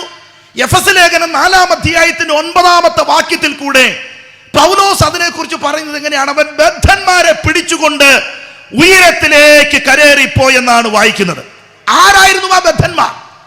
മരിച്ചവരിൽ ആദ്യജാതനായി തീരേണ്ടത് യേശു ക്രിസ്തു ആയിരുന്നു എന്നുള്ളത് ദൈവത്തിന്റെ തിരുഹിതത്തിലെ ഏറ്റവും പ്രധാനപ്പെട്ട ഒരു മർമ്മമാണ്. യേശു ക്രിസ്തു മരിച്ചവരിൽ ആദ്യജാതൻ. അങ്ങനെ ഒരു ചോദ്യം വന്നാൽ ബൈബിൾ ചരിത്രത്തിൽ യേശുവിന് മുമ്പ് മരിച്ച വ്യക്തിയല്ലേ ലാസർ? നൈലിലെ വിധവയുടെ മകൻ, അതുപോലെ തന്നെ എലീശ, അങ്ങനെ തുടങ്ങുന്ന എത്ര ആളുകളുടെ പേരുകളുണ്ട്. മരിച്ചിട്ട് ഉയർത്തെഴുന്നേറ്റതായിരിക്കുന്ന ആളുകളുടെ പേരുകൾ. അങ്ങനെയാണെങ്കിൽ അവരല്ലേ മരിച്ചവരുടെ ഉയർപ്പിൽ ആദ്യത്തെ ലിസ്റ്റിൽ വരുന്നതല്ല. എന്തുകൊണ്ടെന്നാൽ അതൊരു വലിയ മർമ്മമാണ്. ദൈവമക്കൾക്ക് അത് പെട്ടെന്ന് പിടികിട്ടും. പക്ഷേ ഈ സംഭവങ്ങൾ കേൾക്കുകയും വായിക്കുകയും ലോകജനത്തിന് ആ കാര്യം മനസ്സിലാവുന്നില്ല. ഇതൊരു സുവിശേഷ സമ്മേളനമാണ്. ബൈബിളിന്റെ ആധികാരികമായ സന്ദേശം ഉലകത്തിന് പരിചയപ്പെടുത്തുക എന്നുള്ളതാണ് ദൈവമക്കളുടെ കർത്തവ്യം എന്നുള്ളത് കൊണ്ട് ആ കർത്തവ്യത്തിൽ നിന്നുകൊണ്ട് നിങ്ങളുടെ ചോദ്യത്തിന് ഞാൻ അതിന് ഉത്തരം തരാൻ താല്പര്യപ്പെടുന്നു. ലാസറും നൈനിന്റെ വിധവയുടെ മകനും അതുപോലെ തന്നെ യായിറോസിന്റെ മകളുമൊക്കെ മരിച്ചിട്ട് വീണ്ടും ഉയർത്തെഴുന്നേറ്റുവെങ്കിലും അവരിന്ന് ജീവിക്കുന്നില്ല, അവർ വീണ്ടും മരിച്ചു എന്നുള്ളതാണ് യാഥാർത്ഥ്യം. എന്നാൽ യേശു ക്രിസ്തു അങ്ങനെയല്ല. അവൻ മരിച്ചിട്ട് മരണത്തെ ഭേദിച്ചുകൊണ്ട് ചരിത്രത്തിലേക്ക് ഉയർത്തെഴുന്നേറ്റു, ഇന്നും ജീവിക്കുന്നു എന്നുള്ളതാണ് പരമാർത്ഥത. അവൻ മരിച്ച ദൈവമല്ല, മരിച്ചവരുടെ ദൈവമല്ല. മരണത്തെ തോൽപ്പിച്ചുകൊണ്ട് മരണത്തിന്റെ പാതാളത്തിന്റെ താക്കോൽ കരങ്ങളിലേന്തി എന്നിൽ വിശ്വസിക്കുന്നവൻ മരിച്ചാലും ജീവിക്കുമെന്ന് ഉലകത്തോട് പ്രഖ്യാപനം ചെയ്തിട്ട് തന്നിൽ വിശ്വസിക്കുന്നവർക്ക് വേണ്ടി കാത്തിരിക്കുന്ന സർവശക്തനാണെന്ന് ഞാൻ പറഞ്ഞാൽ ആ കരമടിച്ച് ദൈവത്തെ ആരാധിക്കാൻ വീണ്ടെടുക്കപ്പെട്ട ദൈവമക്കൾ മനസ്സ് കാണിക്കണമെന്നാണ് ഞാൻ ആഹ്വാനം ചെയ്യുന്നത്. ശബ്ദമുയർത്തി കർത്താവിന് ഒരു ഹല്ലേലൂയ പറയാം എന്ന് പറഞ്ഞാൽ ഒരു സങ്കല്പത്തിന്റെ അടിസ്ഥാനത്തിലല്ല ഈ രാത്രിയിൽ എന്റെ സഹോദരങ്ങൾ ഇവിടെ പാടിയത്, ഈ യോഗം ഇവിടെ വിളിച്ചുകൂട്ടിയത്, നമ്മൾ ഇവിടെ വന്ന് പ്രാർത്ഥിച്ചത്, മറിച്ച് മരണത്തെ തോൽപ്പിച്ചുകൊണ്ട് ഉയർത്തെഴുന്നേൽക്കുന്ന യേശു ക്രിസ്തുവിനെ കുറിച്ചുള്ള വ്യക്തത നമ്മൾ ഹൃദയത്തിൽ സ്വായത്തമാക്കിയതിനാൽ അത് അറിവ് എന്നതിനെ കഴിഞ്ഞപ്പുറമായി അനുഭവത്തിലേക്ക് വന്നിട്ടുണ്ട് എന്നുള്ളതിന്റെ തെളിവിന്റെ അടിസ്ഥാനത്തിൽ ഉലകത്തോട് ഞങ്ങൾ വിളിച്ചു പറയുന്നു, മറ്റൊരുവനും രക്ഷയില്ല. രക്ഷിക്കപ്പെടാൻ ആകാശത്തിന്റെ കീഴിൽ മനുഷ്യർക്കിടയിൽ യേശുവല്ലാതെ മറ്റൊരു നാമമില്ല. അത് വിശ്വസിച്ച് അനുഭവിക്കുന്നവർ ആ കരമടിച്ച അന്യഭാഷകളിൽ അല്പസമയ ആത്മനിറവിലൊന്ന് ആരാധിച്ചാട്ടെ. ഈ ദേശത്തെ മരണമിട്ട് പേടിപ്പിക്കുന്ന, മരണത്തിന്റെ അകാരണമായ ഭയമിട്ട് വ്യാപരിപ്പിക്കുന്ന അന്ധകാര പിശാചിന്റെ കോട്ടക്കൊത്തളങ്ങൾ ഇന്ന് രാത്രി ഉയർത്തെഴുന്നേറ്റ യേശുവിന്റെ ദിവ്യ സാന്നിധ്യം കൊണ്ട് തകർന്നു വീഴുന്ന രാത്രിയാകട്ടെ. യേശുവിന്റെ നാമത്തിൽ ജയം. യേശു മരിച്ചവരിൽ ആദിജാതനായി അവൻ നേരെ ചെന്നത് പാതാള പറുദീസയിൽ. അബ്രഹാമിനെ മടിത്തട്ടെന്ന് വിശേഷിപ്പിക്കപ്പെടുന്ന പാതാള പറുദീസയിൽ വിശ്രമിക്കുന്ന പഴയ നിയമ വിശുദ്ധന്മാർ മുതൽ ഈ കള്ളൻ വരെയുള്ളതായിരിക്കുന്ന ആളുകളുടെ ആത്മാക്കളുമായി അവൻ ഉയരത്തിലേക്ക് കരേറിപ്പോയി. ഇന്ന് അവരെവിടെ വസിക്കുന്നു? കൊലോസ്യർ 3:1 മുതൽ താഴോട്ട് വായിക്കുമ്പോൾ നിങ്ങൾ മരിച്ച നിങ്ങളുടെ ജീവൻ ദൈവത്തിൽ മറഞ്ഞിരിക്കുന്നുവെന്ന് തിരുവെഴുത്ത് നമ്മളെ പഠിപ്പിക്കുന്നുവെങ്കിൽ, കർത്താവിനെ അറിഞ്ഞ് സേവിച്ച് കൽപ്പനകളെ അനുസരിച്ച് ഒരു പുരുഷായുസ് മുഴുവൻ ദൈവരാജ്യത്തിന്റെ വിപ്ലവ പോരാളികളായി ഇന്നലകളിൽ ഈ കോട്ടയമല കൺവെൻഷൻ അടക്കമുള്ള കാര്യങ്ങളിൽ ഇടപെട്ടുകൊണ്ട് ഉലകത്തിലൊന്നും നേടാതെ നമുക്ക് മുമ്പേ കടന്നുപോയ നമ്മുടെ മാതാപിതാക്കന്മാർ, സഹോദരി സഹോദരന്മാർ, ക്രിസ്തുവിന്റെ ധീര പോരാളികളായിരിക്കുന്ന ക്രിസ്തുഭടന്മാരൊക്കെ മരിച്ചിട്ട് മണ്ണടിഞ്ഞിട്ടില്ല. അവർ കർത്താവിൽ വിശ്രമിക്കുന്നുവെന്ന് ചിന്തിക്കുമ്പോൾ ഇന്ന് രാത്രി ജീവിക്കുന്ന ദൈവമക്കളുടെ ഹൃദയം ഇന്ന് രാത്രി ഉണരട്ടെ. നാം വേഗത്തിൽ അവനെ കാണാൻ സമയമായി, അവനെ മുഖാമുഖം കാണാൻ സമയമായി. ഇതാണ് സുവിശേഷ യോഗത്തിന്റെ ആധികാരികത എന്ന് പറയുന്നത്. ഇത് വിശ്വസിക്കുന്നവരുണ്ടെങ്കിൽ ഇന്ന് രാത്രിയിൽ ആവേശം ഒട്ടും നഷ്ടമാക്കി കളയാതെ ആത്മനിയോഗത്താൽ ഇന്ന് രാത്രി ഗ്രൗണ്ട് വിട്ടു മടങ്ങിപ്പോകണം. മരണം ആരെയെങ്കിലും പേടിപ്പിക്കുന്നുണ്ടെങ്കിൽ, മരണം ആരെയെങ്കിലും ഭീഷണിപ്പെടുത്തുന്നുണ്ടെങ്കിൽ ഇന്ന് രാത്രി പറയണം, ഹേ മരണമേ നിന്റെ ജയം എവിടെ? ഹേ മരണമേ നിന്റെ വിജയം എവിടെ? നിന്റെ വിഷമുള്ളവിടെ എന്ന് ചോദിച്ചുകൊണ്ട് അതിന്റെ ജയം പ്രാപിക്കുന്ന അഭിഷേകത്തിന്റെ രാത്രിയായി രാത്രി മാറട്ടെ. ഹല്ലേലൂയ. അപ്പോൾ ഇന്ന് ആ സ്ഥലം ശൂന്യമായി കിടക്കുകയാണ്. പാതാളത്തിന്റെ ഒന്നാമത്തെ സ്ഥലം. രണ്ടാമത്തെ സ്ഥലത്തിന് പേര് പറയുന്നത് ഗ്രീക്ക് ഭാഷയിൽ ടാറ്റാസ് എന്നാണ്. കൂരിരുട്ട് എന്നാണ് അതിനകത്ത്, കുറ്റാക്കൂരിരുട്ട്. ഒന്നുകൂടി പറഞ്ഞാൽ പിടിക്കത്തക്ക നിലകളുള്ള ഇരുട്ട്. ഇതെന്റെ ഭാവനയല്ല, തിരക്കഥയല്ല. പുറപ്പാട് പുസ്തകത്തിലേക്ക് വരുമ്പോൾ പറഞ്ഞിരിക്കുന്ന ഏറ്റവും പ്രധാനപ്പെട്ട ഒരു ഭാഗമാണ് 10:21-23 വാക്യങ്ങൾ. ആമേ മിസ്രൈം ദേശത്ത് സ്പർശിക്കത്തക്ക ഒരു ഇരുട്ട് കർത്താവ് വായിക്കുന്നത്. ആ ഇരുട്ട് വസിക്കുന്ന സ്ഥലമാണ് ടാർട്ടാസ്, പാതാളത്തിന്റെ രണ്ടാമത്തെ ഭാഗം. അതിനെക്കുറിച്ച് ഈ പറയുന്ന ധനവാനോട് അബ്രഹാം പറയുന്നതായ ഒരു ഡയലോഗുണ്ട് 16-ാമത്തെ ലൂക്കോസ് വിശേഷത്തിൽ. മകനെ, എനിക്ക് അങ്ങോട്ട് വരണമെന്നും നിന്നെ രക്ഷിക്കണമെന്ന് ആഗ്രഹമുണ്ടെങ്കിലും അങ്ങോട്ട് വരാൻ കഴിയാതെ വന്ന എനിക്കും നിനക്കും മധ്യ ഒരു പിളർപ്പുണ്ട്. ആ പിളർപ്പ് അതിജീവിച്ചുകൊണ്ട് അങ്ങോട്ട് വരാൻ ദൈവം അനുവദിച്ചിട്ടില്ല. ആ പിളർപ്പിന് പറയുന്ന പേരാണ് ടാർട്ടാസ്, കുറ്റാക്കൂരിട്ട്. ആർക്കായത്? അവിടെ മനുഷ്യനല്ല, പാപം ചെയ്ത ദൂതന്മാരെ അന്ധകാരത്തിൽ പൂട്ടിയിട്ടിരിക്കുന്ന സ്ഥലം. വാഴ്ച കാത്തുകൊള്ളാതെ ദൈവത്തിനോട് അനുസരണക്കേട് കാണിച്ച് ദൈവത്തിൽ നിന്നും അകന്നുപോയി ദൈവം ശിക്ഷിച്ചിട്ടിരിക്കുന്ന ദൂതന്മാരുടെ സങ്കേത ആ സ്ഥലമാണ് ഈ പറയുന്ന ടാർട്ടാസ് എന്ന് പറയുന്നത്. പാതാളത്തിന്റെ രണ്ടാമത്തെ അവസ്ഥ. മൂന്നാമത്തെ അവസ്ഥ എന്ന് പറയുന്നതാണ് അധമപാതാളം. അധമപാതാളം സബ് ജയിൽ എന്നാണ് അതിന് വിളിക്കപ്പെടുന്നത്. അധമപാതാളം. ഇതിന്റെ പ്രത്യേകത എന്താ? ക്രിസ്തുവിൽ അല്ലാതെ മരിച്ചവർ, ക്രിസ്തുവിനെ കൂടാതെ മരിച്ചവർ, പിന്മാറ്റത്തിൽ പോയി മരിച്ചവർ, ക്രിസ്തു വിരോധികളായി മരിച്ചവർ, സുവിശേഷത്തിനെതിരായി പ്രവർത്തിച്ചിട്ട് മരിച്ചവർ, ബൈബിളിനെ ഒരു ചിത്രകഥയായിട്ട് വ്യാഖ്യാനിച്ച് അപമാനിച്ച് ഒടുവിൽ എവിടെയോ താളപ്പിഴകൾ സംഭവിച്ച് മരിച്ചുപോയവർ, എല്ലാ മനുഷ്യരുടെയും ആത്മാക്കൾ സൂക്ഷിച്ചിരിക്കുന്ന ഒരു സബ് ജയിലാണ് ഈ പറയുന്ന അധമപാതാളം എന്ന് പറയുന്നത്. എന്ന് പറഞ്ഞാൽ കഞ്ചാവ് കേസിൽ പിടിക്കപ്പെട്ടതായിരിക്കുന്ന ഒരു യുവാവിനെ അറസ്റ്റ് ചെയ്ത ഉടനെ തന്നെ വിയൂർ സെൻട്രൽ ജയിലിലേക്കോ കണ്ണൂർ സെൻട്രൽ ജയിലിലേക്കോ പൂജപ്പുര ജയിലിലേക്കോ അല്ല അയക്കുന്നത്, മറിച്ച് മാവേലിക്കര സബ് ജയിലിലേക്ക് അയക്കും, അല്ലെങ്കിൽ തൊട്ടടുത്തുള്ളതായിരിക്കുന്ന സബ് ജയിലിലേക്ക് അയക്കും. എന്തിനെന്നാൽ അവന് നേരെയുള്ള എല്ലാ കുറ്റകൃത്യങ്ങളിലെ കുറ്റപത്രങ്ങൾ സമർപ്പിക്കും വരെ കോടതി അത് വായിച്ചു മനസ്സിലാക്കി തെളിവുകളുടെ അടിസ്ഥാനത്തിൽ അവനെതിരെ ശിക്ഷ പ്രഖ്യാപിക്കുന്നത് വരെ അവനെ നിയമപാലകർ സൂക്ഷിച്ചിരിക്കുന്ന സ്ഥലമാണ് സബ് ജയിൽ എന്ന് പറയുന്നത്. ഇതുപോലെ മഹാന്യായവിധി ദിവസത്തിൽ വെള്ളസിംഹാസനത്തിൽ മുമ്പിൽ വരുന്ന സമയം വരെ പാപികളായി മരിച്ചുപോയ മനുഷ്യരുടെ ആത്മാക്കളെ സൂക്ഷിച്ചിരിക്കുന്ന സ്ഥലമാണ് അധമപാതാളം എന്ന് പറയുന്നത്. ഇന്ന് രാത്രിയിൽ സ്നേഹിത, ഞങ്ങളൊരു ഒരു സന്ദേശം നിന്നോട് വിളിച്ചു പറയാൻ താല്പര്യപ്പെടുകയാണ്. ഈ സുവിശേഷം നിങ്ങൾ വിശ്വസിക്കണം എന്നുള്ളത് ഞങ്ങളുടെ ആവശ്യമാണ്. അതിന് കാരണം നിങ്ങൾ നശിച്ചു പോകാതിരിക്കാൻ യേശു ആഗ്രഹിക്കുന്നത് പോലെ ഞങ്ങളും ആഗ്രഹിക്കുന്നു എന്നുള്ളത് കൊണ്ട്. നിങ്ങളിത് വിശ്വസിച്ചില്ലെങ്കിലും ഇത് ഞങ്ങൾ പറയാതിരിക്കുകയില്ല. ശ്വാസമുള്ള കാലഘട്ടത്തോളം ഞങ്ങൾ ഇത് പറയും. നിങ്ങൾ ഞങ്ങളുടെ ആരുമല്ല എന്ന് നിങ്ങൾക്ക് തോന്നിയാലും ഞങ്ങൾക്ക് അങ്ങനെ ചിന്തിക്കാൻ കഴിയില്ല. ഞങ്ങൾ ഞങ്ങളുടെ അമ്മയ്ക്ക് പിറക്കാതെ പോയ ഒരു സഹോദരൻ എന്ന പോലെ ഇന്ന് രാത്രി ഞങ്ങൾ പറയുന്നു, നീ യേശുവിനെ സ്വന്തം രക്ഷിതാവും കർത്താവുമായി സ്വീകരിക്കാതെ ആരുടെയെങ്കിലും കത്തിമുനയ്ക്ക് മുമ്പിൽ തീർന്നു പോയാൽ, ഏതെങ്കിലും വാഹനത്തിന് മുമ്പിൽ നീ ചിതറിത്തെറിച്ചാൽ, ഒരു കവിൾ വിഷത്തിൽ നിന്നെ ജീവിതം ഒടുക്കിയാൽ, അതല്ല ഇതൊന്നുമല്ല, ഏതെങ്കിലും മാറാരോഗത്തിൽ പിടിക്കപ്പെട്ട് ഏതെങ്കിലും ഒരു അവസ്ഥകൾ ഈ ഉലകത്ത് നിന്നും ഇല്ലാതായാൽ നിന്റെ ജീവിതം അവിടം കൊണ്ട് തീരുന്നില്ല. ഒരിക്കൽ മരണവും പിന്നെ ന്യായവിധിയും ദൈവം മനുഷ്യനായി നിശ്ചയിച്ചു വെച്ചിട്ടുണ്ട്.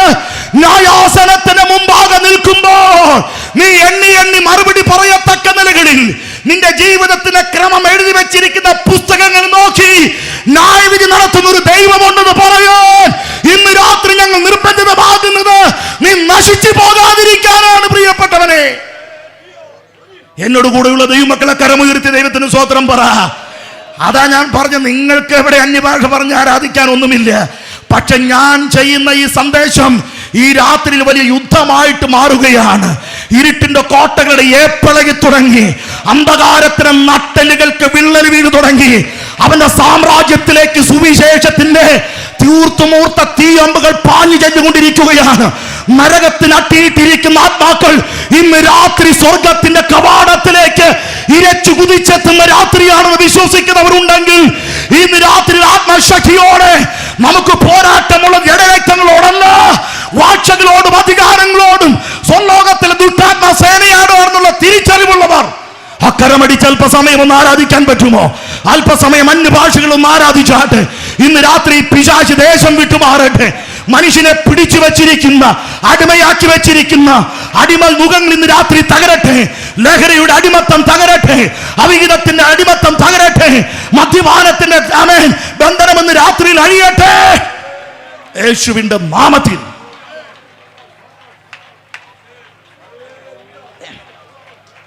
ഹല്ലേലൂയ.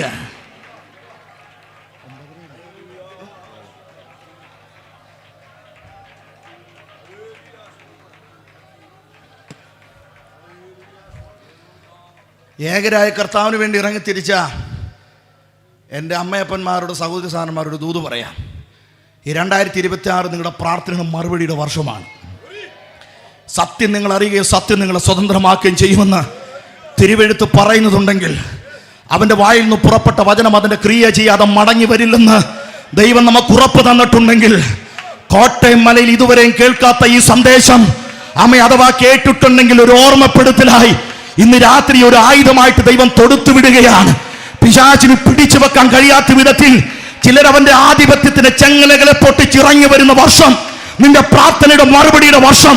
നിന്റെ മരുമകൻ ഇനി കൊള്ളരുതാത്തവന്റെ പട്ടികയിലല്ല, നിന്റെ മകനും മകളും ആമേൻ സ്തോത്രം മദ്യപാനി എന്ന് പറയുന്ന പട്ടികയിലല്ല. ഇനി അവൻ കള്ളൻ എന്നല്ല വിളിക്കപ്പെടാൻ പോകുന്നത്. ദൈവത്തിന്റെ വിശുദ്ധൻ എന്ന് പേർ വിളിക്കത്തക്ക നിലകളിൽ പറുദീസയുടെ അനുഭവത്തിലേക്ക് വരാൻ നിർഭാഗ്യമായ അവനെ നിത്യസന്തോഷത്തിലേക്ക് നയിക്കുന്ന ദൈവം ഇന്ന് രാത്രി ഗ്രൗണ്ടിൽ ഇറങ്ങി വന്നിട്ടുണ്ട്. ഹല്ലേലൂയ. വിശ്വസിക്കുന്നവർക്കായിട്ട് ഞാൻ ദൈവത്തിന് സ്തോത്രം ചെയ്തു. 3-ാമത്തെ സ്ഥലമാണ് അധമപാതാളം, സബ് ജയിൽ. 4-ാമത്തെ സ്ഥലമാണ് നിത്യനരകം, തീ പൊയ്ക, യഥാർത്ഥ നരകം. ഇവിടെ ആരും ഇതുവരെ ചെന്നിട്ടില്ല. ഇവിടെ എത്തുന്നത് അന്ത്യന്യായവിധിക്ക് ശേഷം മാത്രമാണ്. ജീവപുസ്തകത്തിൽ പേരെഴുതി കാണാത്ത ഏവനെയും തീപ്പൊയ്കയിൽ തള്ളിയിടും, തള്ളിയിടും, തള്ളിയിടും. മരണം പറഞ്ഞു പേടിപ്പിക്കുകയല്ല, ഒരു യാഥാർത്ഥ്യമാണ് ഞങ്ങൾ ചൂണ്ടിക്കാണിക്കുന്നത്. മരണം പറഞ്ഞ് പേടിപ്പിക്കരുതെന്നൊരു നിയമം പോലും ഈ അടുത്തിടെ ഇവിടുത്തെ സുപ്രീം കോടതി ആരൊക്കെയോ പറഞ്ഞതായിട്ട് ഞാൻ വായിച്ചിട്ടുണ്ട്. നിങ്ങളൊക്കെ ഇതിനെതിരെ എന്നാ ബില്ല് പാസ്സാക്കിയെന്ന് പറഞ്ഞാലും ബൈബിള് പറഞ്ഞിട്ടുള്ളതാണെങ്കിൽ അത് സത്യം തന്നെയായിരിക്കും. ഇത് പറഞ്ഞാലും പറഞ്ഞില്ലെങ്കിലും ഇത് യാഥാർത്ഥ്യം തന്നെയാണ്. അതുകൊണ്ട് മരണം പറഞ്ഞ് പേടിപ്പിക്കുകയൊന്നുമല്ല, മരണം പറഞ്ഞ് മതത്തിലേക്ക് ആളെ കൂട്ടുന്ന മതപരിവർത്തനവുമല്ല. ഇന്ന് രാത്രി അറിഞ്ഞിരിക്കേണ്ട ജീവിതത്തിൽ ഏറ്റവും പ്രധാനപ്പെട്ട ഒരു സന്ദേശമാണ് ഈ സുവിശേഷത്തിൽ കൂടെ ഞങ്ങൾ അവതരിപ്പിച്ചു കൊണ്ടിരിക്കുന്നത്. അതിലേക്ക് അബദ്ധത്തിൽ പോലും ചെന്ന് ചാച്ചതുപോലെ ഇതാ ദൈവം നിനക്കൊരു അവസരം തന്നിരിക്കുന്നു. ഇതാകുന്നു സുപ്രസാദ കാലം, ഇതാകുന്നു നിന്റെ രക്ഷയുടെ ദിവസം. നാളെ നിനക്കിത് ലഭിച്ചില്ലെന്ന് വരും എന്നുള്ളത് കൊണ്ട് ഓടി വരുവാൻ കർത്താവിലേക്ക് ഞങ്ങൾ നിങ്ങളെ ആഹ്വാനം ചെയ്യുകയാണ്. 4-ാമത്തെ സ്ഥലമാണ് നിത്യനരകം എന്ന് പറയുന്നത്. ഇനി പറുദീസ എന്ന് പറയുന്നതായിരിക്കുന്ന ഈ സ്ഥലത്തിന് വേറെ ചില അർത്ഥങ്ങൾ കൂടെയുണ്ട്. അതാണ് ദൈവമക്കൾ അറിഞ്ഞിരിക്കേണ്ടതായിരിക്കുന്ന പരമപ്രധാനമായ ആത്മീയ സന്ദേശം. ഇതെല്ലാം ആത്മീയ സന്ദേശമാണ്. എന്നാൽ ദൈവമക്കൾ അറിഞ്ഞിരിക്കേണ്ട ഒരു കാര്യമുണ്ട്. 7 പറുദീസകളെ കുറിച്ച് നമുക്ക് മനസ്സിലാക്കാൻ കഴിയും. കർത്താവിൽ പ്രസിദ്ധനായിരിക്കുന്ന കെ എബ്രഹാം അവർ എഴുതിയ അദ്ദേഹത്തിൻ്റെ ആ പുസ്തകത്തിൽ ഈ ഭാഗം രേഖപ്പെടുത്തിയിട്ടുള്ളത് ഞാൻ നിങ്ങളെ ഒന്ന് ഓർമ്മപ്പെടുത്തി പറയുകയാണ്. കൃത്യമായ വചനത്തിൻ്റെ അടിസ്ഥാനത്തിൽ അദ്ദേഹം അത് അവിടെ വിവരിച്ചിട്ടുണ്ട്. 7 പറുദീസ. അതിൽ 1-ാമത്തെ ഭാഗം എന്ന് പറയുന്നത് തിന്മയാൽ കളങ്കപ്പെടാത്ത, തിന്മയില്ലാത്തതായിരിക്കുന്ന ഒരു ലോകമായിരുന്നു. അതിന് ഏദൻ പറുദീസ എന്നാണ് വിളിക്കപ്പെടുന്നത്. ദൈവത്തിന്റെ തോട്ടം എന്ന് വിശേഷിപ്പിക്കുന്നു. എഗസ്കേൽ പ്രവചനം 28-ാം അധ്യായത്തിന്റെ 13-ാമത്തെ വാക്യം അങ്ങനെ തന്നെ പറയും. ദൈവത്തിന്റെ തോട്ടം, തിന്മയില്ലാത്ത, തിന്മയുടെ കളങ്കമില്ലാത്ത, അതിൻ്റെ ലാഞ്ചന പോലും ഇല്ലാത്ത ഭൂമിയുടെ ഒരവസ്ഥയായിരുന്നു 1-ാമത്തെ പറുദീസയായിരിക്കുന്ന ദൈവത്തിന്റെ തോട്ടമായ ഏദൻ തോട്ടത്തിന്റെ അനുഭവങ്ങൾ. അതിനുശേഷം വരുന്ന ആദമ്യ പറുദീസ, അത് ദൈവം ഇറങ്ങി വന്ന് വസിച്ചതായിരിക്കുന്ന ഒരു സ്ഥലമാണ്. വെയിലാറുമ്പോൾ തൻ്റെ സ്വരൂപത്തിന് സാദൃശ്യം സൃഷ്ടിച്ചതായിരിക്കുന്ന മനുഷ്യനൊപ്പം ചിലവഴിക്കുവാൻ വേണ്ടി സ്വർഗോന്നതികൾ വിട്ട് ഭൂതലത്തിലേക്ക് ഇറങ്ങി വരുന്ന മഹാദൈവത്തിൻ്റെ സന്ദർശനങ്ങളും അവിടുത്തെ തിരുപാദത്തിൻ്റെ സ്പർശനവുമേറ്റതായിരിക്കുന്ന ഒരു സ്ഥലം, അതാണ് ഏദൻ പറുദീസ. ആമേൻ. അടുത്തതാണ് പാതാള പറുദീസ. അതിനെക്കുറിച്ച് ഞാൻ നിങ്ങൾക്ക് മുമ്പിൽ വിശദീകരിച്ചു. എന്നാൽ ഞാൻ പറയാത്തൊരു 2-3 കാര്യം കൂടെ പറയാം. ഒന്ന്, ദൈവസഭ ദൈവത്തിൻ്റെ പറുദീസയാണ്. ദൈവം സ്ഥാപിക്കാൻ പോകുന്ന സഹസ്രാബ്ദ വാഴ്ചയുടെ കാലഘട്ടം, 1000 ആണ്ട് വാഴ്ച, അത് പറുദീസയുമായിട്ട് തന്നെയാണ് ബൈബിൾ അവതരിപ്പിക്കുന്നത്. പുതിയ യെരൂശലേം ദൈവത്തിൻ്റെ പറുദീസയാണ്. അനാദിയായി നിലനിൽക്കുന്ന 3-ാം സ്വർഗവുമായി ബന്ധപ്പെട്ട് നിൽക്കുന്ന നിത്യത എന്ന് പറയുന്നതായിരിക്കുന്ന ആവിഷ്കാരവും അതും പറുദീസയുമായി ബന്ധപ്പെട്ട് നിൽക്കുന്ന ഒരു വസ്തുതയാണ്. ഇനി ഞാൻ അതിനെക്കുറിച്ച് പറയാനായിട്ട് ശ്രമിക്കുന്നില്ല. ഒരു കാര്യം കൂടെ പറയാം. പാതാളത്തെക്കുറിച്ച്, നരകത്തെക്കുറിച്ചൊക്കെ ഞാൻ തൊട്ട് മുമ്പ് പറഞ്ഞല്ലോ, നരകത്തെക്കുറിച്ച് പറഞ്ഞല്ലോ. സത്യത്തിൽ ഈ നരകം എന്ന് പറയുന്നതായിരിക്കുന്ന സംഭവം എന്തിനു വേണ്ടിയിട്ട്, ആർക്ക് വേണ്ടിയിട്ടായിരുന്നു സൃഷ്ടിച്ചത്? ഒരിക്കലുമല്ല. ഞാനിതിങ്ങനെ പറയുമ്പോൾ നിങ്ങളിൽ പലർക്കും പല കാര്യങ്ങൾ പിടികിട്ടാതിരിക്കുന്നുണ്ടെന്ന് എനിക്ക് ബോധമുണ്ട്.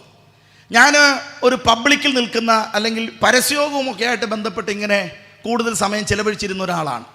അതുകൊണ്ട് എല്ലാ വിഭാഗത്തിലുള്ളതായിരിക്കുന്ന മതത്തിലോ രാഷ്ട്രീയ പ്രത്യയശാസ്ത്രത്തിലോ യുക്തിവാദ മേഖലയുമായി ബന്ധപ്പെട്ട് നിൽക്കുന്ന ആളുകളൊക്കെ അവരുടെ ചോദ്യങ്ങളുമായിട്ട് എൻ്റെ മുമ്പിൽ വന്നിട്ടുണ്ട്. എല്ലാ മതത്തിലുള്ളതായിരിക്കുന്ന ആളുകൾ, നിച്ച് ഓഫ് ട്രൂത്ത് പോലെയുള്ളതായിരിക്കുന്ന സ്ഥലങ്ങളിലെ ആളുകളൊക്കെ വന്ന് സംസാരിച്ചിട്ടുണ്ട്. അപ്പോൾ അവരൊക്കെ ചോദിക്കുന്ന നിരവധി ചോദ്യങ്ങൾ, ആ ചോദ്യങ്ങളാണ് സത്യത്തിൽ ഇത്തരത്തിലുള്ളതായിരിക്കുന്ന കാര്യത്തെക്കുറിച്ച് ഒന്ന് മനസ്സിലാക്കാൻ വേണ്ടി എന്നെ പ്രേരിതമാക്കിയത്. ഞാൻ യേശു ക്രിസ്തുവിനെ കുറിച്ച് വെറുതെ കോമണായി തെരുവിൽ നിന്നുകൊണ്ടോ വേദികളിൽ നിന്നുകൊണ്ടോ പ്രസംഗിച്ചാൽ വിദ്യാഭ്യാസത്തിന് വലിയ സ്വാധീനമുള്ള AI പോലെയുള്ള സംവിധാനങ്ങൾ നിമിത്തം ധാരാളം ലോകപരമായിരിക്കുന്ന അറിവുകൾ ഏതൊരു വ്യക്തിക്കും പെട്ടെന്ന് തന്നെ സ്വായത്തമാക്കാൻ കഴിയുന്ന ഈ അഭിനവ ലോകത്തിൽ ആമേൻ, ഞാൻ കേവലം ഒരു സന്ദേശം പറഞ്ഞ് അവിടെ നിന്ന് ഓടിപ്പോയി കഴിഞ്ഞാൽ ഞാൻ ഒരു അവഹേളനം ഏൽക്കേണ്ടതായിട്ട് വരും. എന്നാൽ പറഞ്ഞ കാര്യത്തെക്കുറിച്ച് അപ്പൊല്ലോസിനെ വിളിച്ച് അവനെ തെറ്റിതിരുത്തി പിറ്റേ ദിവസം മുഴുവൻ യേശു തന്നെ ക്രിസ്തുവെന്ന് അദ്ദേഹം സിനഗോഗിൽ പ്രസംഗിച്ചു എന്ന് വായിക്കുന്നത് പോലെ ക്രിസ്തു തന്നെയാണ് മനുഷ്യ വിമോചകനെന്ന് തെളിയിക്കുവാൻ നമ്മൾ ഇത്തരത്തിലുള്ളതായിരിക്കുന്ന പഠനവും ആമേൻ അത്തരത്തിലുള്ളതായ അറിവുകളും സമ്പാദിക്കേണ്ടത് അനിവാര്യമാണ്. എന്ന് പറയുമ്പോൾ ക്രിസ്തു സഭയിലെ മെമ്പേഴ്സ് ഓരോരുത്തരും മനസ്സിലാക്കേണ്ട ഒരു കാര്യം കൂടെ പറയാം. നമ്മുടെ കുഞ്ഞുങ്ങളൊക്കെ ഒരു ലോകത്തിലാണ്, നമ്മുടെ ലോകത്തിലല്ല അവർ ജനിച്ചതും ജീവിച്ചു വരുന്നതും. ഇവരുടെ ലോകം വേറെയാണ്. നമ്മുടെ കുട്ടികളാണ്, നമ്മുടെ വീട്ടിൽ വളരുന്നു, നമ്മളാണ് അവരെ വളർത്തുന്നതൊക്കെ ആണെങ്കിലും മനസ്സുകൊണ്ടൊന്നും അവർ നമ്മളുമായിട്ട് യാതൊരു ബന്ധമില്ലാതെ വേറൊരു ലോകത്തിലാണ് അവർ ജീവിക്കുന്നത്. ഞങ്ങളെപ്പോലുള്ള ആളുകളൊക്കെ ചെറുപ്പക്കാരുമായിട്ട് അടുത്തിടപഴകുന്ന ആളുകളാകുമ്പോൾ അവരിൽ നിന്നും കേൾക്കുന്നതായ ചില കാര്യങ്ങൾ വളരെ അതിശയം ഉളവാക്കുന്നതായ സത്യമാണ്. സത്യത്തിൽ അപ്പനും അമ്മയും ഒക്കെ ഇങ്ങനെ പാടുകയും പ്രാർത്ഥിക്കുകയും ചെയ്യുന്നത് കൊണ്ട് മാത്രമാണ് അവരും അങ്ങ് സഹകരിച്ചു പോകുന്നത്. അവർക്ക് സ്വതന്ത്രമായി ചിന്തിക്കാനും നിലനിൽക്കാനും ഒരു സമയം എത്തിക്കഴിയുമ്പോൾ അവരിവിടം വിട്ടു പോകുകയാണ്. ആമേൻ. നിങ്ങൾക്ക് മനസ്സിലാക്കാൻ കഴിയുന്ന ഒരു വസ്തുതയാണ് ഞാൻ സൂചിപ്പിക്കുന്നത്. പ്രത്യേകിച്ച് പഠനവുമായി ബന്ധപ്പെട്ട് ഈ നാടും നഗരവും ഒക്കെ വിട്ട് വിദേശങ്ങളിലേക്ക് പോകുന്ന കുട്ടികൾ അവരവരുടെ ജീവിതം അവിടെ എങ്ങനെയാണ് ചെയ്യുന്നത് നിങ്ങൾ അന്വേഷിച്ചിട്ടുണ്ടോ? ഫോൺ വിളിക്കുമ്പോൾ, വീഡിയോ കോൾ ചെയ്യുമ്പോഴൊക്കെ ഇവിടെ നിന്ന് എങ്ങനെയാണോ നമ്മളോട് സംസാരിച്ച് ആ രീതിയിലൊക്കെ പഞ്ചഭാവമായും പരിശുദ്ധരൊക്കെ ആയിട്ട് സംസാരിക്കുമെങ്കിലും ദൈവമായിട്ടോ ദൈവസഭയായിട്ടോ ദൈവവചനമായിട്ടോ ബന്ധമില്ലാത്ത ഒരു തലമുറയായി അവർ വളർന്നു വരികയാണ്. അത് വളർന്നു വരാനുള്ള കാരണം തിരുവെഴുത്തിനെ കുറിച്ചുള്ള ആധികാരികമായിരിക്കുന്ന അറിവർക്ക് ലഭ്യമല്ലാതെ പോയി എന്നുള്ളതാണ് അതിൻ്റെ പ്രധാനപ്പെട്ട ഭാഗം. അതുകൊണ്ട് എൻ്റെ പിതാക്കന്മാർ മാതാക്കന്മാർ നമ്മുടെ കുഞ്ഞുങ്ങൾക്ക് ഈ തിരുവചന സത്യത്തിൻ്റെ വെളിപ്പാടുകൾ പകർന്നു കൊടുക്കുവാൻ കൂടുതൽ താല്പര്യം പ്രകടിപ്പിക്കുന്നവരായി തീരണം. ഈ സത്യത്തെക്കുറിച്ച് അവർ ബോധ്യപ്പെടുത്തണം. അപ്പോൾ ഞാൻ ഇനി പറഞ്ഞു വരുന്നതിൻ്റെ താല്പര്യമെന്ന് പറയുന്നത്, സത്യത്തിൽ മനുഷ്യന് വേണ്ടിയിട്ടാണോ ദൈവം നരകമുണ്ടാക്കിയതല്ല, സാത്താന് വേണ്ടിയിട്ടായിരുന്നു. സാത്താനും അവൻ്റെ കൂട്ടർക്കും വേണ്ടിയിട്ടായിരുന്നു നരകം ദൈവം സൃഷ്ടിച്ചിരുന്നത്. പിന്നെ എങ്ങനെയാണ് ഇത് മനുഷ്യൻ വന്ന് ഇതിലേക്ക് വന്ന് ചാടിയത്? അതാണ് നമ്മുടെ വായിച്ച കുറിവാക്യവുമായി ബന്ധപ്പെട്ട് നടക്കുന്ന മറ്റൊരു ഭാഗം എന്ന് പറയുന്നത്. ദൈവം നരകം സൃഷ്ടിച്ചത് മനുഷ്യന് വേണ്ടിയിട്ടല്ല, സാത്താന് വേണ്ടിയിട്ടാണ്. ദൈവത്തോട് മത്സരിച്ച സാത്താനെ വസിക്കാൻ വേണ്ടി ദൈവം സംവിധാനം ചെയ്തതായിരിക്കുന്ന ഒരു സ്ഥലമാണ് നരകം. പക്ഷേ ആ നരകത്തിന് അവകാശികളായി മനുഷ്യൻ മാറുന്നത് സാത്താൻ്റെ ഒരു പ്രവൃത്തിയാണ്. അത് എവിടെയാണ് സംഭവിച്ചത് എന്ന് പെട്ടെന്ന് ഞാൻ പറഞ്ഞ് എൻ്റെ പ്രഭാഷണത്തിൻ്റെ രണ്ടാം ഭാഗമായിരിക്കുന്ന ഫിലിപ്പി ലേഖനത്തിലെ വാക്യം പറഞ്ഞ് നിർത്താം. 20 മിനിറ്റ് കൊണ്ട് ഞാൻ പ്രസംഗം അവസാനിപ്പിക്കും. ഈ സമയം പറഞ്ഞത് എന്തിനാണെന്ന് ചോദിച്ചാൽ ഇത് എപ്പോഴാണ് നിർത്തി കിട്ടുന്നതെന്ന് ഓർത്ത് ചിലരെങ്കിലും ഉണ്ടാകുമെന്ന് എനിക്കൊരു തോന്നലുണ്ടാകുന്നുണ്ട്. അങ്ങനെ ടെൻഷനൊന്നും വേണ്ട. പ്രസംഗം മുഴുവൻ പറയുക എന്നുള്ളതല്ല കാര്യം, അല്പമേ വേണ്ടൂ, അല്ല ഒന്നും മതി എന്ന് പറഞ്ഞതുപോലെ ചെറിയ കാര്യങ്ങളും കിട്ടിയത് സംതൃപ്തിയായെങ്കിൽ അതല്ലേ ഒരു സന്തോഷം. ആമേ, അതുകൊണ്ട് ഞാൻ കൂടുതൽ സമയമൊന്നും എടുക്കാനായിട്ട് താല്പര്യപ്പെടുന്നില്ല. അപ്പോൾ എങ്ങനെയാണ് മനുഷ്യൻ ഇതിൽ വന്ന് പതിച്ചത് പറഞ്ഞു തരാം. അതിൽ ഞാനൊരു കാര്യം തൊട്ട് മുമ്പ് പറഞ്ഞു, ഏദൻ പർദീസ എന്നൊരു കാര്യത്തെക്കുറിച്ച് പറഞ്ഞു. അവിടെയാണ് ഈ കുഴപ്പങ്ങളൊക്കെ ഉണ്ടായത്. ഏദൻ പർദീസയിൽ നടന്നതായിരിക്കുന്ന 7 പരാജയം. അപ്പോൾ നമുക്കതിനെ ഇങ്ങനെ വിളിക്കാം, ഏദൻ തോട്ടവും 7 പരാജയങ്ങളും. നമുക്ക് അങ്ങനെ തന്നെ അങ്ങ് ചിന്തിക്കാം. അപ്പൊ ഏദൻ തോട്ടം എവിടെയാ? ഈ സ്വർഗം എവിടെയാന്ന് ചോദിച്ചതുപോലെ തന്നെ ഏദൻ തോട്ടം എവിടെയാന്ന് എന്നോട് ചോദിച്ചിട്ടുണ്ട്. അതിന് ഞാനൊരു ഉത്തരം പറഞ്ഞു കഴിഞ്ഞാൽ കൃത്യമല്ല. കാരണം ഭൂമിശാസ്ത്രപരമായി ഇന്നും അത് തെളിയിക്കപ്പെട്ടിട്ടില്ല. അതിന് കാരണം 2 പ്രളയം കഴിഞ്ഞു പോയപ്പോഴത്തേനും ഭൂമിയുടെ ഗതികളും അതിൻ്റെ സിറ്റുവേഷനിലൊക്കെ മാറി. പിന്നെ ആരൊക്കെയോ ഇങ്ങനെ ഒരു സൂചന തന്നിട്ടുണ്ട്, മെസോപ്പൊത്തേമിയയുടെ ഒരു ഭാഗമാണ്. കാരണം യൂഫ്രട്ടീസ് ടൈഗ്രീസ് നദി സ്ഥിതി ചെയ്യുന്നത് അവിടെയാണ് എന്നുള്ളത് കൊണ്ട്. കാരണം ഏദൻ തോട്ടത്തിനെ നനപ്പാൻ ആമേൻ അവിടെ 4 നദികളെ കുറിച്ച് പറഞ്ഞിട്ടുണ്ട്. അതിലെ 2 നദി യൂഫ്രട്ടീസും ടൈഗ്രീസുമാണ്. ബാക്കിയുള്ള പീശോനും ഗീഹോനും അതിന്റെ സബ്ബായിട്ട് വരുന്നതായിരിക്കും നദികളാണ്. 4 നദികൾ ഏദൻ തോട്ടത്തെ.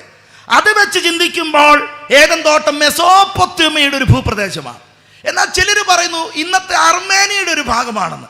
ഞാൻ ഇങ്ങനെയൊക്കെ പറഞ്ഞു കഴിഞ്ഞാൽ പിന്നെ ഇത് വേറെ വല്ല കാര്യങ്ങളൊക്കെ ആയി പോയതുകൊണ്ട് ഞാൻ അത് പറയാൻ താല്പര്യപ്പെടുന്നത്. ഏദൻ തോട്ടം എവിടെയാണ് എന്നുള്ളത് നമ്മൾ ചിന്തിക്കണ്ട. മരിച്ചു കഴിഞ്ഞാൽ നമ്മൾ എവിടെയാണെന്ന് മാത്രം ഇന്ന് രാത്രി ചിന്തിച്ചാൽ മതി. കാരണം മരണശേഷം നമുക്ക് പിന്നെ ചിന്തിക്കാനും തീരുമാനമെടുക്കാനുള്ള ഒരു അവസരം ഇല്ലല്ലോ. അതുകൊണ്ട് ഇന്ന് രാത്രി നമുക്ക് അതിനെക്കുറിച്ച് ചിന്തിക്കാം. ആമേൻ. അപ്പൊ ഏദൻ തോട്ടവും 7 പരാജയങ്ങളും മനുഷ്യന് നരകം എന്ന് പറയുന്ന അവസ്ഥയിലേക്ക് മാറ്റപ്പെടുവാനുള്ള കാരണം ആരംഭിച്ചത് ഏദൻ പർദീസയിലാണ്. എന്താണ് അവിടെ സംഭവിച്ചത്? ഏദനിൽ ദൈവത്തിനൊരു തോട്ടമുണ്ടായിരുന്നു. ആ തോട്ടത്തിൽ മനുഷ്യനെ കൊണ്ടേ ആക്കി. ഇന്നും ചിലർ ചിന്തിച്ചിരിക്കുന്നത് ഏദനിൽ വെച്ചാണ് മനുഷ്യനെ ദൈവം സൃഷ്ടിച്ചതെന്നാ. അങ്ങനെ തെളിവൊന്നുമില്ല. യേശു ജനിച്ചത് കാലിത്തൊഴുത്തിലാണ് പോലും. തെളിവുണ്ടോ? ഒരു തെളിവുമില്ല. വഴിയരികിൽ എവിടെയോ അവൻ ജനിച്ചു, സ്ഥലമില്ലാത്തതുകൊണ്ട് കാലിത്തൊഴുത്തിൽ കിടത്തി എന്നുള്ളതാണ്. പക്ഷെ പലരും ചിന്തിക്കുന്നത് യേശു ജനിച്ചത് കാലിത്തൊഴുത്തില്ല എന്ന് പറഞ്ഞതുപോലെയാണ് ഏദൻ പർദീസയിൽ വെച്ചാണ് ദൈവം മനുഷ്യനെ സൃഷ്ടിച്ചത് എന്ന് ചിന്തിക്കുന്നു. പക്ഷെ വായിക്കുമ്പോൾ ഉൽപ്പത്തി പുസ്തകത്തിൽ വായിക്കുന്നത് അവനെ വേല ചെയ്യുവാനും തോട്ടം കാപ്പാനും അവിടെ കൊണ്ടയാക്കി എന്നാണ് വായിക്കുന്നത്. അതെന്ത് തന്നെയും ആക്കട്ടെ. അപ്പോൾ ദൈവം മനുഷ്യനെ സൃഷ്ടിച്ചിട്ട് ഏദൻ പർദീസിൽ കൊണ്ടയാക്കിയത് മുതൽ ചിന്തിക്കുമ്പോൾ 7 കാര്യങ്ങൾ അവന്റെ പരാജയത്തിൽ നമുക്ക് മനസ്സിലാക്കാം. ഒന്നാമത്തെ കാര്യം, തോട്ടം കാക്കാൻ ദൈവം അവനെ അവിടെ ആക്കി വെച്ചിട്ട് അവൻ തോട്ടം കാത്തില്ല. ഇനി ഒരു കാര്യം കൂടെ ഓർക്കണം. എന്തിൽ നിന്നായിരുന്നു കാക്കേണ്ടത്? നമ്മുടെ വീടിനൊക്കെ വാതിലും പൂട്ടും മതിലും ഗേറ്റും കൊളുത്തും ഇതെല്ലാം പിടിപ്പിക്കുന്ന ക്യാമറയൊക്കെ പിടിപ്പിച്ചേക്കുന്ന എന്തിനാ? നമ്മുടെ വീട്ടിലും നമ്മുടെ വസ്തുവകക്കകത്തേക്കും ആരും ഇരച്ചു കയറി അതിക്രമം കാണിച്ച് വന്ന് നമ്മുടെ വില പിടിച്ച സാധനങ്ങളൊന്നും കവർന്നു കൊണ്ടുപോകാതിരിക്കാൻ വേണ്ടിയിട്ടാണ് ഈ പൂട്ടും മറ്റു കാര്യങ്ങളും സംവിധാനങ്ങളും ഒക്കെ ചെയ്തിട്ടുള്ളത്. അപ്പൊ ആരെയോ നമ്മൾ പേടിക്കുന്നുണ്ട്. ആരെയാ? കള്ളന്മാരെ പേടിക്കുന്നുണ്ട്. കള്ളന്മാരെ നമ്മൾ പേടിക്കുന്നുണ്ട് എന്ന് പറഞ്ഞതുപോലെ തന്നെ ഏദൻ തോട്ടം കാക്കണമെങ്കിൽ അത് കാക്കത്തക്ക നിലയിലുള്ള സംവിധാനം ഉണ്ടാക്കാൻ ഭയപ്പെടേണ്ട ഒരു ശക്തിയുണ്ടല്ലോ, ഭയപ്പെടേണ്ടതായിരിക്കുന്ന ഒരു വ്യക്തിയുണ്ടല്ലോ. അതാരായിരുന്നു? വേറെ ആരുമല്ല, ലൂസിഫറും കൂട്ടരുമായിരുന്നു, സാത്താനും കൂട്ടരുമായിരുന്നു. ദൈവം മനുഷ്യനെ സൃഷ്ടിക്കും മുമ്പ് തന്നെ ഈ ആത്മജീവികൾ സാത്താനായി മാറിയത് കൊണ്ട് എങ്ങനെയും ദൈവത്തെ പരാജയപ്പെടുത്തിക്കൊണ്ട് അവന്റെ സിംഹാസനം കൈക്കലാക്കണമെന്ന് അവൻ അന്ന് ആഗ്രഹിച്ചതുപോലെ ഇന്നും അവൻ ആഗ്രഹിച്ച് നടക്കുകയാണ്. ആ ആഗ്രഹവുമായിട്ട് ഏദൻ പർദീസയുടെ ചുറ്റുവട്ടത്ത് നടക്കുമ്പോഴാണ് ഈ ലൂസിഫറിന് പകരമായി ദൈവത്തെ ആരാധിപ്പാൻ, തന്റെ പദ്ധതികൾ ഭൂമിയിൽ നടപ്പാക്കാൻ, തന്റെ സ്വരൂപത്തിലും സാദൃശ്യത്തിലും മണ്ണുകൊണ്ട് മനുഷ്യനെ ഉണ്ടാക്കി അതിനുശേഷം അവനെ ഏദൻ പർദീസിൽ ദൈവം കൊണ്ടയാക്കുന്നത്. മരണമില്ലാത്തവനായി അവനെ സൃഷ്ടിച്ചു. ഇത് മനസ്സിലാക്കിയ സാത്താൻ ദൈവത്തിനെതിരെ പോരാടുവാൻ ഏറ്റവും നല്ല ആയുധമായി മനുഷ്യനെ തന്നെ സമീപിക്കുന്നു എന്നുള്ളതാണ് ആദ്യത്തെ പരാജയം. ആ പരാജയത്തിന് ഒന്നാം ഭാഗമാണ് തോട്ടം കാപ്പാൻ ദൈവമാക്കി വെച്ചിട്ട് അവൻ തോട്ടം കാത്തില്ല.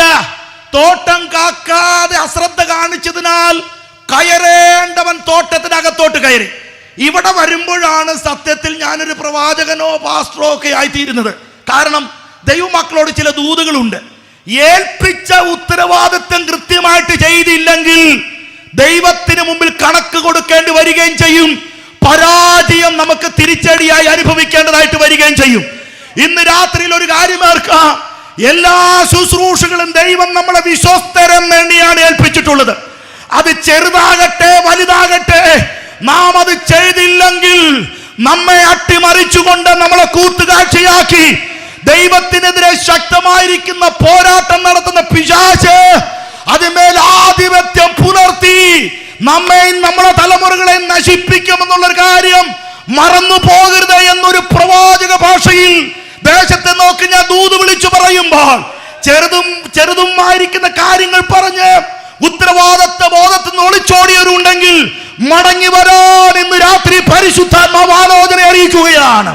ആമേ. ചെറിയ സൗന്ദര്യപ്പണക്കം നിമിത്തം അവരത് പറഞ്ഞു, ഇവരിത് കാണിച്ചു, അവരങ്ങനെ ചെയ്തു എന്ന് പറഞ്ഞ കാരണത്താൽ നീ ദൈവമേൽപ്പിച്ച ശുശ്രൂഷയിൽ നിന്നും പ്രാർത്ഥനയിൽ നിന്നും ആത്മീയ ജീവിതത്തിൽ നിന്ന് മാറി നിന്നിട്ട് തണുത്ത് മരവിച്ചൊരു അനുഭവമാണെങ്കിൽ, നിന്റെ തണുത്ത് മരവിച്ച അനുഭവങ്ങൾ കണ്ടിട്ട് ഇരച്ചു കയറി വരാൻ സംഹാരകൻ നിനക്ക് നേരെ ഉയർന്നിട്ടുണ്ട് എന്ന് ഇന്ന് രാത്രി ഞാൻ ദൂത് പറയുമ്പോൾ, സംഹാരകനെ തടുക്കാൻ ഒറ്റ വഴിയായുള്ളൂ.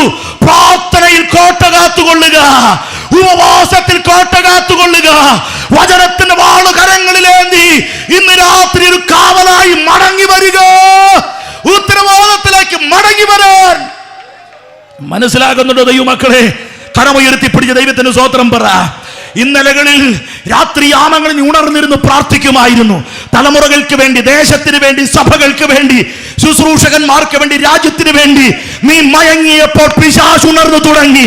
നീ ക്ഷീണിച്ചപ്പോൾ പിശാച് അവൻ ഉണർന്നു തുടങ്ങി. നീ തളർന്നപ്പോൾ അവന്റെ ആധിപത്യം മുറുകി തുടങ്ങി. അഴിയ കുരുക്കുകളായി കണ്ണീരും കൈയുമായിട്ട് നീ ഇന്ന് ജീവിക്കുന്നുവെങ്കിൽ പിശാചിന്റെ പ്രവർത്തികൾ അഴിപ്പാനത്രേ ദൈവപുത്രൻ പ്രത്യക്ഷനായത് എന്നുള്ളത് കൊണ്ട് ആ കരമടിച്ച ദൈവത്തെ ഒന്ന് ആരാധിക്കാമോ?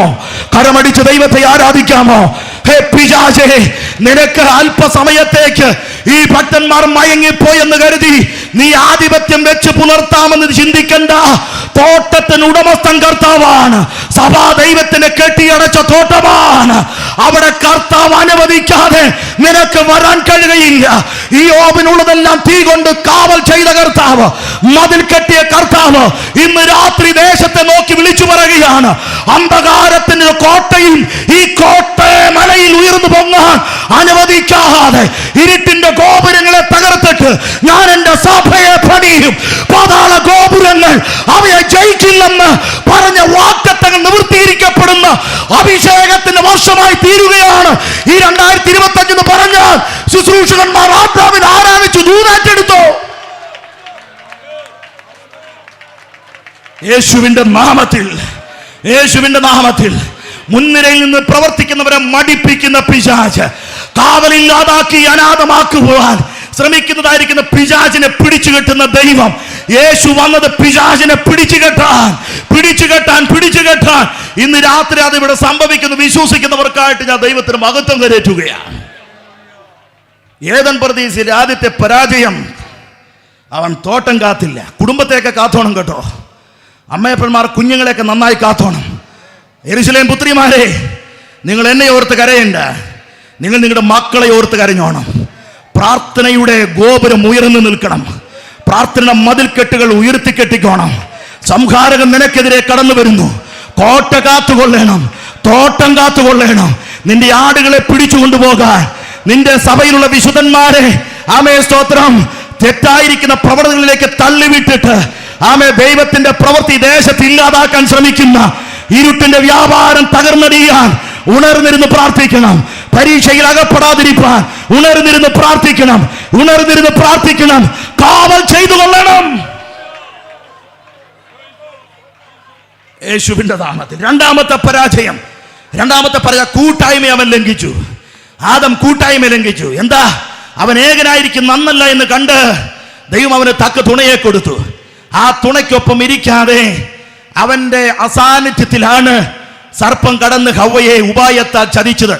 അവളുടെ നിഷ്കളങ്കത്തെയും അവളുടെ പ്രാഗൽഭ്യത്തെയും ഒക്കെ ഇല്ലാതാക്കി പാപത്തിലേക്ക് അവനെ തള്ളിവിടുകയാണ്.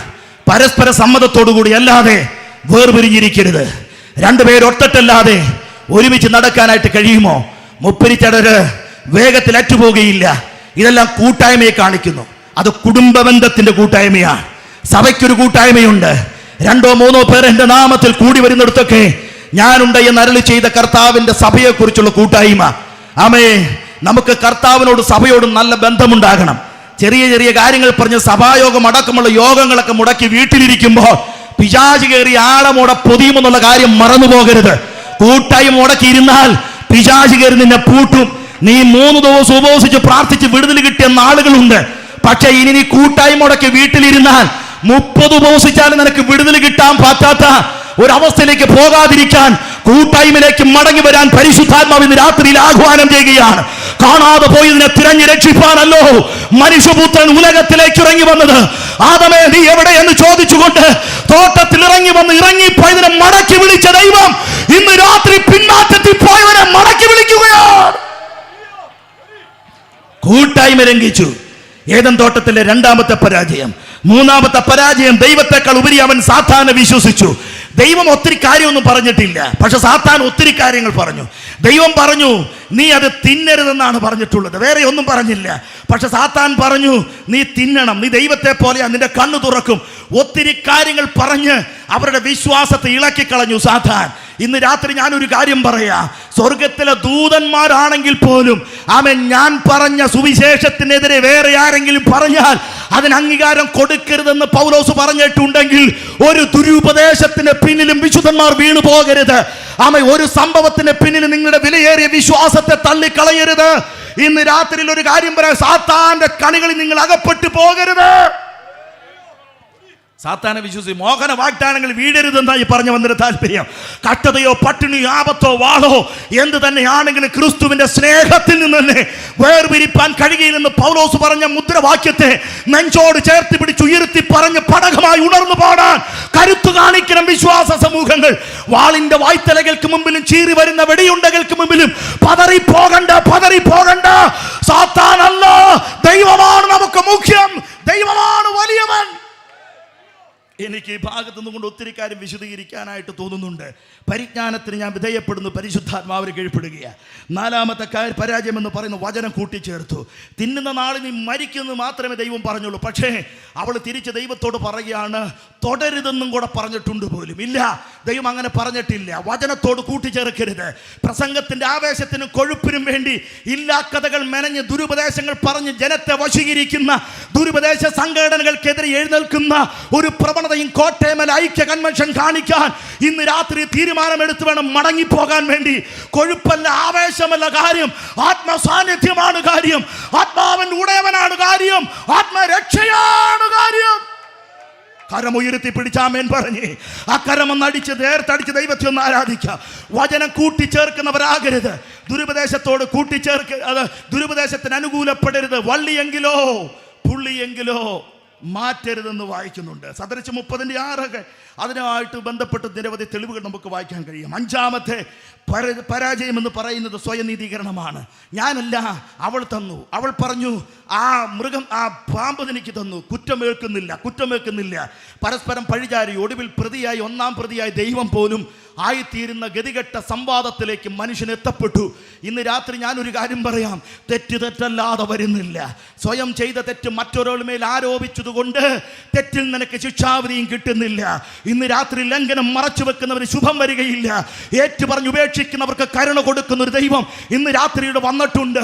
അവസാന നിമിഷമാണെങ്കിലും കള്ളൻ തൻ്റെ സ്വന്തം തെറ്റ് മനസ്സിലാക്കിയിട്ട് അത് ഏറ്റു പറയാൻ മനസ്സ് കാണിച്ചതോടെ അവന്റെ മുമ്പിൽ ഭാഗ്യകരമായ പറുദീസയുടെ കവാടം തുറന്നിട്ടെങ്കിൽ ഇന്ന് രാത്രി നീ നിന്റെ പാപം ദൈവത്തോട് ഏറ്റു പറഞ്ഞു ഓടിവോ. നിന്നെ അംഗീകരിക്കാൻ കൈനീട്ടി നിൽക്കുന്ന ഒരു കർത്താവ്. അക്കരമടിച്ച് ദൈവത്തെ ഒന്ന് ആരാധിച്ചാട്ടെ. വീട്ടിൽ നിന്ന് ഇറങ്ങിപ്പോയ മകന്റെ മരവിന് വേണ്ടി കാത്തിരിക്കുന്ന ആ അപ്പനെ പോലെ സ്വർഗത്തിന്റെ കവാടം തുറന്നിട്ട് കാത്തിരിക്കുന്ന ഒരു കർത്താവ്. ചെറുപ്പക്കാരാ, നിന്റെ മടങ്ങി വരവിന് വേണ്ടി കാത്തിരിക്കുകയാണ്. നിന്നെ കോവിഡിൽ തീർത്ത് കളയാൻ ദൈവത്തിന് കഴിയാത്തതല്ല, പ്രളയത്തിൽ നീ മുങ്ങിപ്പോകാത്ത ദൈവത്തിന് കഴിയാത്തത് കൊണ്ടല്ല, ആക്സിഡന്റിലും നീ കുടിച്ച ചാരായത്തിലുമൊക്കെ നീ അകപ്പെട്ടൊരു ഓർമ്മചിത്രമായി തീരാൻ സാധ്യതയില്ലാഞ്ഞിട്ടല്ല. ദൈവം നിനക്ക് തന്ന ആയുസ് നീ മടങ്ങി വരാൻ വേണ്ടിയിട്ടാണ്. ദൈവകൃപയിലേക്ക് മടങ്ങി വരാൻ, തെറ്റിനെ കുറിച്ച് ബോധമുള്ളവനായി തീരാൻ മടങ്ങി വാ. ആറാമത്തെ തെറ്റ് മോഹിച്ചു എന്നുള്ളതാണ്. ആഗ്രഹം നല്ലതാ. 20 സങ്കീർത്തനം 20:1 അവൻ നിന്റെ ഹൃദയത്തിലെ താല്പര്യങ്ങൾ തരും. പക്ഷേ ദൈവത്തിന് വിരുദ്ധമായി പൊങ്ങുന്ന ഒരു ആഗ്രഹവും അവൻ സഫലമാക്കുകയില്ല. ദൈവത്തിന് നാമത്തിന് മഹത്വം ഉണ്ടാകുന്ന ഏത് ആഗ്രഹവും സാധിപ്പിക്കാൻ ഉന്നതനായ ദൈവം തയ്യാറായി ഇന്ന് രാത്രിയിലൂടെ വന്നിട്ടുണ്ട്. വഴിയരികിൽ ഇരുന്ന് നിലവിളിക്കുന്ന തിമായിയുടെ മകനായ ബർത്തിമായി നോക്കിയിട്ട് യേശു ചോദിച്ചു, ഞാൻ നിനക്ക് എന്താ ചെയ്ത് തരേണ്ടത്? അവൻ പറഞ്ഞതായിരിക്കുന്ന ആഗ്രഹം, എനിക്ക് കാഴ്ച കിട്ടിയാൽ മതി. ഇന്ന് രാത്രിയിൽ കാഴ്ചപ്പാടിന് വേണ്ടിയുള്ള നിന്റെ നിലനിൽപ്പിന് വേണ്ടിയുള്ള നിത്യതയ്ക്ക് വേണ്ടിയുള്ള ആഗ്രഹം നീ രാത്രി ദൈവത്തിന് മുമ്പാകെ തുറന്നു പറഞ്ഞാൽ അത് സാധിപ്പിക്കാൻ ആകാശം ചായ്ച്ചിറങ്ങി വരുന്ന ഒരു ദൈവം. ആറാമത്തെ പരാജയം മോഹമായിരുന്നു. ഞാൻ നിന്നെയല്ലാതെ മറ്റൊന്നിനെയും ആഗ്രഹിക്കുന്നില്ല. എനിക്കൊരു മനോഹര ഞാൻ എന്താ 27 സങ്കീർത്തനം പറയുന്നു. എനിക്ക് മനോഹര ദേശത്ത് അളവുനൂൽ വീണി, ഞാൻ നിന്നെയല്ലാതെ മറ്റൊന്നും ആഗ്രഹിക്കും. ദൈവത്തെക്കുറിച്ചുള്ള ആഗ്രഹം നമുക്കുണ്ടാകട്ടെ. 7ാമത്തെ കാര്യമാണ് ലംഘനം, കൽപ്പനാ ലംഘനം. നിങ്ങൾ സ്നേഹിക്കുന്നുവെന്ന് പറയുകയും എൻ്റെ കൽപ്പനകൾ അനുസരിക്കാതിരിക്കുകയും ചെയ്താൽ നിങ്ങൾ കള്ളന്മാരാകുന്നു. 3-1 ദൈവമക്കളെന്ന് വിളിക്കപ്പെടുന്ന പദവിയിൽ നിന്നിട്ട് സ്നേഹത്തെക്കുറിച്ച് ഇങ്ങനെ വാതോരാതെ പറയുകയാണ്. ഇപ്പം യോഹന്നാൻ ശ്ലീഹ അദ്ദേഹത്തോട് അവരോട് തിരിച്ചു ചോദിക്കുന്നു, കൽപ്പനകളെ നിങ്ങൾ പ്രമാണിക്കുന്നുണ്ടോ? അതില്ലെങ്കിൽ നിങ്ങൾ പറയുന്ന സ്നേഹം മുഴുവൻ വ്യാജമാണ്, നിങ്ങൾ കള്ളന്മാരായിത്തീരും. അങ്ങനെ ഉണ്ടാകാതിരിക്കാൻ കൽപ്പനകളെ അനുസരിക്കണം. സ്നാനപ്പെടുക എന്ന് പറയുന്നത് ദൈവത്തിൻ്റെ കൽപ്പനയാണ്. വേർപെട്ട് ദൈവത്തെ ആരാധിക്കണമെന്ന് പറയുന്നത് ദൈവത്തിൻ്റെ കൽപ്പനയാണ്. ദൈവത്തിൻ്റെ കൽപ്പനകളെ നിസാര കാര്യം കൊണ്ട് തള്ളിക്കളഞ്ഞാൽ പർദീസ നിനക്ക് വിലക്കപ്പെടും, നരകം നിനക്ക് വേണ്ടി തയ്യാറാണെന്നാണ് ഈ പറഞ്ഞു വന്നതിൻ്റെ താല്പര്യം. ഏദൻ പർദീസയും 7 പരാജയം. ഈ 7 പരാജയത്തിൻ്റെ പരിണിത ഫലം എന്തായിരുന്നു? മരണം. ആമേ, പർദീസയുടെ വിലക്ക്, പർദീസയുടെ പുറത്തേക്ക് അവർ മാറ്റപ്പെട്ടു. ന്യായവിധി. ഈ 3 കാര്യമായിരുന്നു ഏദൻ പർദീസയിൽ നടന്ന 7 പരാജയത്തിൻ്റെ കാര്യം. അതിൽ മരണമെന്ന് പറയുന്നത് ഒരു വലിയ വിശദീകരണമാണ്. ഇവിടെ ഒരു ചോദ്യമുണ്ട്, മരിച്ചവർ എവിടെ? മരിച്ചവർ എവിടെ? മരിച്ചവരെവിടെ എന്നുള്ള ചോദ്യത്തിന് കൃത്യമായി ഉത്തരം തരുന്ന ഗ്രന്ഥം വിശുദ്ധ ബൈബിൾ മാത്രമാണ്. അത് ഞാൻ ഇവിടെ വിശദീകരിക്കാൻ സമയം എടുക്കുന്നില്ല. മരിച്ചവരെവിടെയാണ്? ആമേൻ. ക്രിസ്തുവിലല്ലാത്തവർ എവിടെയാണെന്ന് ഞാൻ ആദ്യം പറഞ്ഞു. ക്രിസ്തുവിനുള്ളവർ ക്രിസ്തുവിൽ മറഞ്ഞിരിക്കുന്നു എന്ന് ബൈബിൾ നമ്മെ വ്യക്തമായി ഓർപ്പിക്കുന്നു. ആമേൻ. അടുത്ത ഒരു കാര്യമെന്ന് പറയുന്നത്, ആമേൻ, സ്തോത്രം, നാം എന്താ ചെയ്യേണ്ടത്? ഒന്നും ചെയ്യണ്ട. തെറ്റ് സംഭവിച്ചു പോയി എന്ന് പറഞ്ഞ് ഏറ്റുപറഞ്ഞാൽ, മടങ്ങി വന്നാൽ, യേശുവിനെ സ്വന്തം രക്ഷിതാവും കർത്താവുമായി സ്വീകരിച്ചാൽ അടഞ്ഞുപോയ പർദീസ നമുക്ക് മുമ്പിൽ ദൈവം തുറക്കും. അത് തുറക്കാൻ വേണ്ടി, അടഞ്ഞുപോയ പർദീസ തുറക്കാൻ വേണ്ടി ദൈവം ഒരുക്കിയൊരു പദ്ധതി. പർദീസയിൽ നിന്ന് പുറത്താക്കിയവനെ നിഷ്കരണമായി ദൈവം തള്ളിക്കളഞ്ഞില്ല. ഒരു ഉദാഹരണം പറഞ്ഞാൽ ഇവിടെ നിർത്താം. ഭൂമി പാഴും ശൂന്യവുമായി മാറിയപ്പോൾ പാഴായിപ്പോയ ഭൂമിയെ ദൈവം എന്നേക്കുമായിട്ട് തള്ളിക്കളഞ്ഞില്ല. മറിച്ച് തൻ്റെ പരിശുദ്ധാത്മാവിനെ അയച്ച് ഭൂമിമേൽ മൂടിയിരുന്ന വെള്ളത്തിന്മേൽ പരിവർത്തിച്ചു. ഭൂമിയെ ദൈവം പ്രയോജനമുള്ളതാക്കി തീർത്തു. പാപം ചെയ്തതുകൊണ്ട് മനുഷ്യനെ പുറത്താക്കി ആ ഏദൻ പർദീസയ്ക്ക് മുമ്പിൽ ഒരു വാളുമായി കെരൂബിനെ ദൈവം കാവൽ നിർത്തി എന്ന് കരുതി മനുഷ്യന് വീണ്ടും അതിലേക്ക് പ്രവേശിക്കുവാൻ ഉള്ള അനുവാദം ദൈവം വിലക്കിയിരുന്നില്ല. ഇനി പർദീസയുടെ അവകാശിയായി മരണമില്ലാത്തവനായി സൃഷ്ടിക്കപ്പെട്ട മനുഷ്യന് തിരിച്ച് ഈ പർദീസയിലേക്ക് പ്രവേശിക്കണമെങ്കിൽ ആ കറങ്ങുന്ന വാളിന് വിധേയപ്പെടാൻ ഒരാൾ വില കൊടുക്കേണ്ടതായിട്ട് വരും. ആ വില കൊടുക്കാൻ മനുഷ്യർക്കിടയിൽ നിന്നും ആരും ഉണ്ടായിരുന്നില്ല. അതിനുവേണ്ടി സ്വർഗത്തിൽ ദൈവം നടപ്പാക്കിയ പദ്ധതിയായിരുന്നു, ആരെനിക്ക് വേണ്ടി പോകും എന്നുള്ള സ്വർഗീയ കൗൺസിലിൻ്റെ ശബ്ദം കേട്ടപ്പോൾ പുത്രനായിരിക്കുന്ന യേശു പറഞ്ഞു, അടിയനെ ഇതാ, അടിയനെ അയക്കണമേ. അങ്ങനെ ഇടയനെ വെട്ടും ആടുകൾ ചിതറുമെന്നുള്ളതായിരിക്കുന്ന പ്രവചനത്തിന് നിവൃത്തീകരണം പോലെ പർദീസയുടെ വാതിൽ തുറക്കാൻ, ഞാൻ തന്നെ വഴിയും സത്യവും ജീവനുമാകുന്നു, എന്നിൽ കൂടെയല്ലാതെ ആരും പിതാവിൻ്റെ അടുക്കിലേക്ക് എത്തപ്പെടുകയില്ലെന്നുള്ള തൻ്റെ വാമൊഴി യാഥാർത്ഥ്യമാക്കുവാൻ, മനുഷ്യൻ്റെ പാപത്തിന് പകരക്കാരനായി പ്രായശ്ചിത്തമായി യേശു ക്രിസ്തു ക്രൂശ് ഏൽക്കുകയാണ്. ഗെത്സമന തോട്ടത്തിൽ പ്രാണവേദനയിലായി പിതാവിനോട് താൻ പ്രാർത്ഥിക്കുന്ന ഒരു പ്രാർത്ഥന, ഞാനിത് സഹിക്കാതെ ഇതിന് മാറ്റം വരുന്നില്ലെങ്കിൽ, അഥവാ മാനവജാതിയുടെ പർദീസ പ്രവേശനത്തിനുള്ള വഴിക്ക് ഒരു മുഖാന്തരമാകുന്നില്ലെങ്കിൽ ഈ പാനപാത്രം കുടിപ്പാൻ എന്നെ സഹായിക്കണമെന്ന് പറഞ്ഞുകൊണ്ട് സ്വയം ഏൽപ്പിച്ചു കൊടുത്തു. അങ്ങനെ മതവും രാഷ്ട്രീയവും കയറങ്ങൾ കോർത്തു പിടിച്ച് യേശുവിനെ ഗെത്സമനത്തോട്ടത്തിൽ അറസ്റ്റ് ചെയ്തു. അറസ്റ്റ് ചെയ്യപ്പെട്ടവനായി അരമനയിലും ന്യായവിസ്താരത്തിലും മാറി മാറി യേശുവിനെ നിന്നു. ഇവൻ ചെയ്ത കുറ്റം എന്ത് എന്ന് ആണയിട്ട് ചോദിച്ചിട്ടും കൃത്യമായി കുറ്റം പറയാൻ കഴിയാത്ത ആ ജാതീയ രാഷ്ട്രീയ കോമരങ്ങൾ പഴികളും പരദൂഷങ്ങളും പറഞ്ഞ് കള്ളസാക്ഷികളും നിരത്തി യേശുവിനെതിരെ രാജ്യദ്രോഹ കുറ്റം ചുമത്തി റോമൻ ഗവൺമെൻറ്റിൻ്റെ പ്രീതി സമ്പാദിച്ച് മരണത്തിനായിട്ട് ഏൽപ്പിച്ചു കൊടുക്കുകയാണ്. അങ്ങനെ മരണം കൈവരിക്കുവാൻ ആ പാഴ്മരത്തിൽ, ആ പച്ചവെയിലിൽ, ആ പരസ്യ സ്ഥലത്ത് താൻ തൂങ്ങപ്പെട്ട് കിടക്കുമ്പോൾ, താൻ പരസ്യമായി ലോകത്തിന് മുമ്പിൽ നിത്യ അപമാനമായി മാറേണ്ടതിന് റോമൻ ഗവൺമെൻറ് യഹൂദ മതമേലാന്മാരുടെ ഒത്താശയോടുകൂടി സ്ഥാപിച്ച കള്ളന്മാരിൽ ഒരുവൻ ആരോപണം നടത്തുമ്പോൾ മറ്റൊരുവൻ അവനെ അടിച്ചമർത്തിയിട്ട് പറയുന്നു, ഇവൻ ഒരു തെറ്റും ചെയ്തിട്ടില്ല, നാം തെറ്റ് ചെയ്തതുകൊണ്ട് നമുക്കതിനുള്ള ശിക്ഷ കിട്ടി. എന്നിട്ട് അവൻ തിരിഞ്ഞ് അവസാന ശ്വാസമെടുത്ത് ഇങ്ങനെ പറഞ്ഞു, യേശുവേ, നീ രാജ്യത്വം പ്രാപിച്ചു വരുമ്പോൾ എന്നെയും കൂടെ ഓർക്കണമേ. ശ്വാസം വലിച്ചു വിടുന്ന ആ മനുഷ്യനെ നോക്കി മരണത്തിൻ്റെ ആഴക്കയങ്ങളിലേക്ക് പോകാൻ കാത്തിരിക്കുന്ന, പിതാവിൻ്റെ കരങ്ങളിലേക്ക് പ്രാണനെ ഏൽപ്പിച്ചു കൊടുക്കാൻ തയ്യാറായി നിൽക്കുന്ന യേശു ക്രിസ്തു പറഞ്ഞു, നീ ഇന്ന് എന്നോടുകൂടെ പറുദീസയിലിരിക്കും. യേശു മരിച്ചു, പാതാള പറുദീസയിൽ ചെന്നു. അപ്പോഴേക്കും കള്ളനും അവിടെ എത്തി. യേശുവിനോട് കൂടെയുള്ള 3 ദിവസത്തെ വാസത്തിന് ശേഷം കള്ളനോ അടക്കമുള്ള പഴയ നിയമ വിശുദ്ധന്മാരെയും കൊണ്ട് 3-ാം ദിവസം യേശു ഉയർത്തെഴുന്നേറ്റ് ഉയരങ്ങളിലേക്ക് മടങ്ങിപ്പോയി. ആമേൻ. അതുകൊണ്ട് ആ അധ്യായം അവിടെ തീർന്നു. ഇതുകൊണ്ട് പുതിയ നിയമ സഭയായിരിക്കും നമുക്കെന്താ പ്രത്യേകത? ഇനി നമ്മൾ ചെയ്യേണ്ടത് യേശുവിനോട് കൂടെ വസിക്കുവാൻ നമ്മുടെ ജീവിതത്തെ തയ്യാറാക്കുക. അതിന് ക്രിസ്തു ദർശനം പ്രാപിച്ച പൗലോസ് അടക്കമുള്ള ഭക്തശിരോമണികൾ പറഞ്ഞ പ്രസ്താവനയിൽ ഏറ്റവും പ്രധാനപ്പെട്ട ഒരു പ്രസ്താവനയാണ്, വിട്ടുപിരിഞ്ഞ് അവനോടുകൂടെ വസിപ്പാൻ എനിക്ക് ആകാംക്ഷയുണ്ട്, അതാണ് അത്യുത്തമമെന്ന് പറഞ്ഞു. ഇതാ മനുഷ്യരുടെ കൂടെ ദൈവത്തിൻ്റെ കൂടാരം, ഞാൻ ഇരിക്കുന്നിടത്ത് നിങ്ങളെയും ഞാൻ ഇരുത്തും. അവിടേക്ക് പോകാൻ ദൈവം മാനവജാതിക്ക് വേണ്ടി തുറന്നിട്ടുള്ള രക്ഷയുടെ വാതിലാണ് യേശുവിൻ്റെ ക്രൂശ് എന്ന് പറയുന്നത്. ഈ രാത്രിയിൽ ആ ക്രൂശിനെ ഹൃദയം കൊണ്ട് വിശ്വസിച്ച് അവനെ കർത്താവെന്ന് ഏറ്റുപറയുന്ന ആർക്കും ആ രക്ഷ കൈവരിക്കുവാൻ ദൈവം അവസരം കൊടുത്തിട്ടുണ്ട്. അവനെ കൈക്കൊണ്ട് അവൻ്റെ നാമത്തിൽ വിശ്വസിക്കുന്ന ഏവർക്കും ദൈവമക്കളാകുവാനുള്ള അനുവാദം ദൈവം തുറന്നു തന്നിരിക്കുന്നു. അതിലേക്ക് ദൈവം ചിലരെ ഈ ദിവസങ്ങളിൽ തിരഞ്ഞെടുക്കട്ടെ എന്ന് ഞാൻ ദൈവത്തോട് പ്രാർത്ഥിക്കുകയാണ്. ദൈവമക്കളോട് ഞാനൊരു കാര്യം പറയാം, നമ്മുടെ കർത്താവ് വരാൻ സമയമായി. നമ്മുടെ കർത്താവിൻ്റെ വരവിൻ്റെ സമയത്തിൻ്റെ അടയാളങ്ങൾ നാം ചുറ്റുവട്ടങ്ങളിലെല്ലാം കണ്ടു തുടങ്ങി. നാം വിട്ടുപിരിഞ്ഞ് കർത്താവിനോട് കൂടെ എടുക്കപ്പെടും. തെസ്സലോനിക്ക ലേഖനം 1 തെസ്സലോനിക്ക 4:13 പറഞ്ഞാൽ ഇവിടെ നിർത്തുകയാണ്. ആകയാൽ സഹോദരന്മാരെ, ഞങ്ങൾ പ്രത്യാശയില്ലാത്തവരെ പോലെ ദുഃഖിക്കാതിരിക്കേണ്ടതിന് നിദ്ര കൊണ്ടവരെക്കുറിച്ച് നിങ്ങൾ അറിവില്ലാതിരിക്കരുത്, അറിയാത്തവരെ പോലെ നിങ്ങൾ ജീവിക്കരുത്. കർത്താവ് വരാൻ സമയമായി. നമുക്കൊന്നൊരു നിമിഷം പ്രാർത്ഥനയോടെ ദൈവസന്നിധിയിൽ എഴുന്നേറ്റ് നിൽക്കാം. ഈ രാത്രിയിൽ നമ്മുടെ കർത്താവ് വന്നാൽ അവനൊപ്പം പോകുമെന്നുള്ള ഒരു ഉറപ്പുള്ളവർ ആമേൻ ധൈര്യത്തോടെ എഴുന്നേറ്റ് നിൽക്കാം. ആ ഉറപ്പില്ലാത്തവർ ഈ തിരുവചനത്തിൻ്റെ ഏറ്റവും അവസാനം കേട്ടതുപോലെ യേശുവിനെ സ്വീകരിപ്പാൻ ഒരു അവസരം ദൈവം നമുക്ക് തരികയാണ്.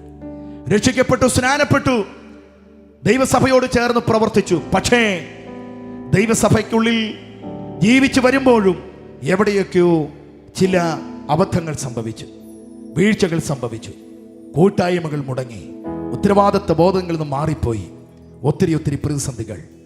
അങ്ങനെ ആരെങ്കിലും ആയിരിക്കുന്നുണ്ടെങ്കിൽ അവർക്ക് മടങ്ങി വരാൻ ദൈവം ഒരു അവസരം തന്നിരിക്കുകയാണ്. ഇന്ന് രാത്രിയിൽ കർത്താവിന്റെ വരവിനെ കുറിച്ചുള്ള ഒരു പ്രത്യാശ നമ്മുടെ ഹൃദയത്തിൽ ഉണ്ടാകട്ടെ. നീ ഇന്ന് എന്നോടുകൂടെ പറുദീസയിൽ ഇരിക്കും. സ്നേഹിത, ഇന്ന് രാത്രി നിന്റെ പ്രാണനെ ദൈവം തിരിച്ചു ചോദിച്ചാൽ നിന്റെ നിത്യത നീ അവിടെ ചിലവഴിക്കും. ഹല്ലേലൂയ. ദൈവമക്കളായി നമുക്കൊരു ഉറപ്പുണ്ട്, നാം വിട്ടുപിരിഞ്ഞ് കർത്താവിനോട് കൂടെ വസിക്കും.